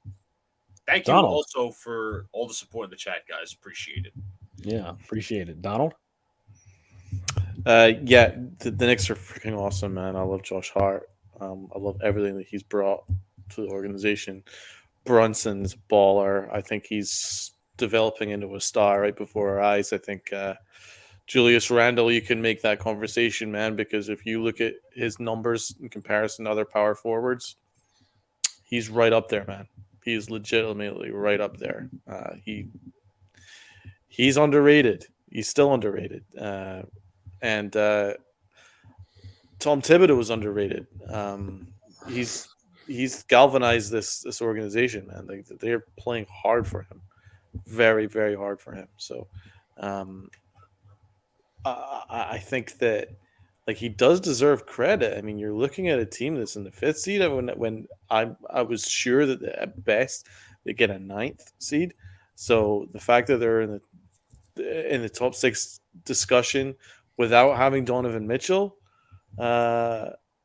is quite amazing. It really is. This team is fighting. So I'm excited. Mitchell Robinson's already made a huge difference just being back. He's looking like a beast. And we're balling out. So I'm really excited for the rest of the next year. I'm really can't wait to see what happens with free agency in the draft. That's my focus after basketball. And baseball's a distant third. I was really excited about the Yankees and about baseball until a week ago. And it started with Brian Cashman. And now we've moved on to my reminding myself, wait a minute, he actually hasn't done anything this offseason. And then it's moved to Rob Manfred trying to just blow up the sport. So it's exhausting. It really is. It's exhausting. I really hope that they figure this out, that gets through spring training, and then maybe they make they tailor it a little bit to make it a little bit less crazy. I really hope they do something, because they do. I mean, remember when for about a couple of weeks, the umpires and stuff were harassing the pitchers, checking to see if they had substances on their glove and all that stuff, and under their hat and whatever. And it was really embarrassing for the sport for about 2 weeks, but then they kind of calmed down a little bit. Maybe they'll find a way of making this slightly less ridiculous. And it might not be so bad once the season starts. So that's what we hope. I guess there will be feedback and stuff like that. We'll see how it goes. So no, I really hope that I get myself into the swing of things with baseball. I'm sure I will. I'm always into it once the summer hits. But my focus right now is fully basketball and the draft, free agency. And of course, getting us to 1,000 subs. Right. Be sure to like, comment, subscribe, everybody. Turn on post notifications so you know when live stream pops or video drops. Appreciate y'all coming back. I'm going to put some content out through this week. Try to get some more views and, more people in here as well. I might be doing the Yankee game on Wednesday afternoon. I'm not going to hold myself to that. Thursday's Dead Red. Friday's Friday Night Knicks. March 11th is the Giants off-season stream. March 16th is the Dead Red AL East Roundtable. And then a week later after that is the AL East. Dead Red prediction show for the season. And then, a week after that is opening day. So we're getting very close to that, whether, we're happy with the Yankees or not, whether we're excited or not, or whatever the case may be. But, the draft is slowly approaching. The combine starts tomorrow. Free agencies in 2-ish weeks, and we're preparing for it. We're giving you guys the content all the way through. So like, comment, subscribe to all the good stuff. Trying to get to 1K. We are 74 away. So share this out to your friends, your pals, whoever. Share it out to just whoever. Get them to subscribe. We're fun over here, okay? We're fun. We're a fun bunch. I'm gonna play one video before we get to the outro, because I will honor the fact that Boston lost to the Knicks again. So peace out, guys. See you later. Stay cool. Fuck Boston.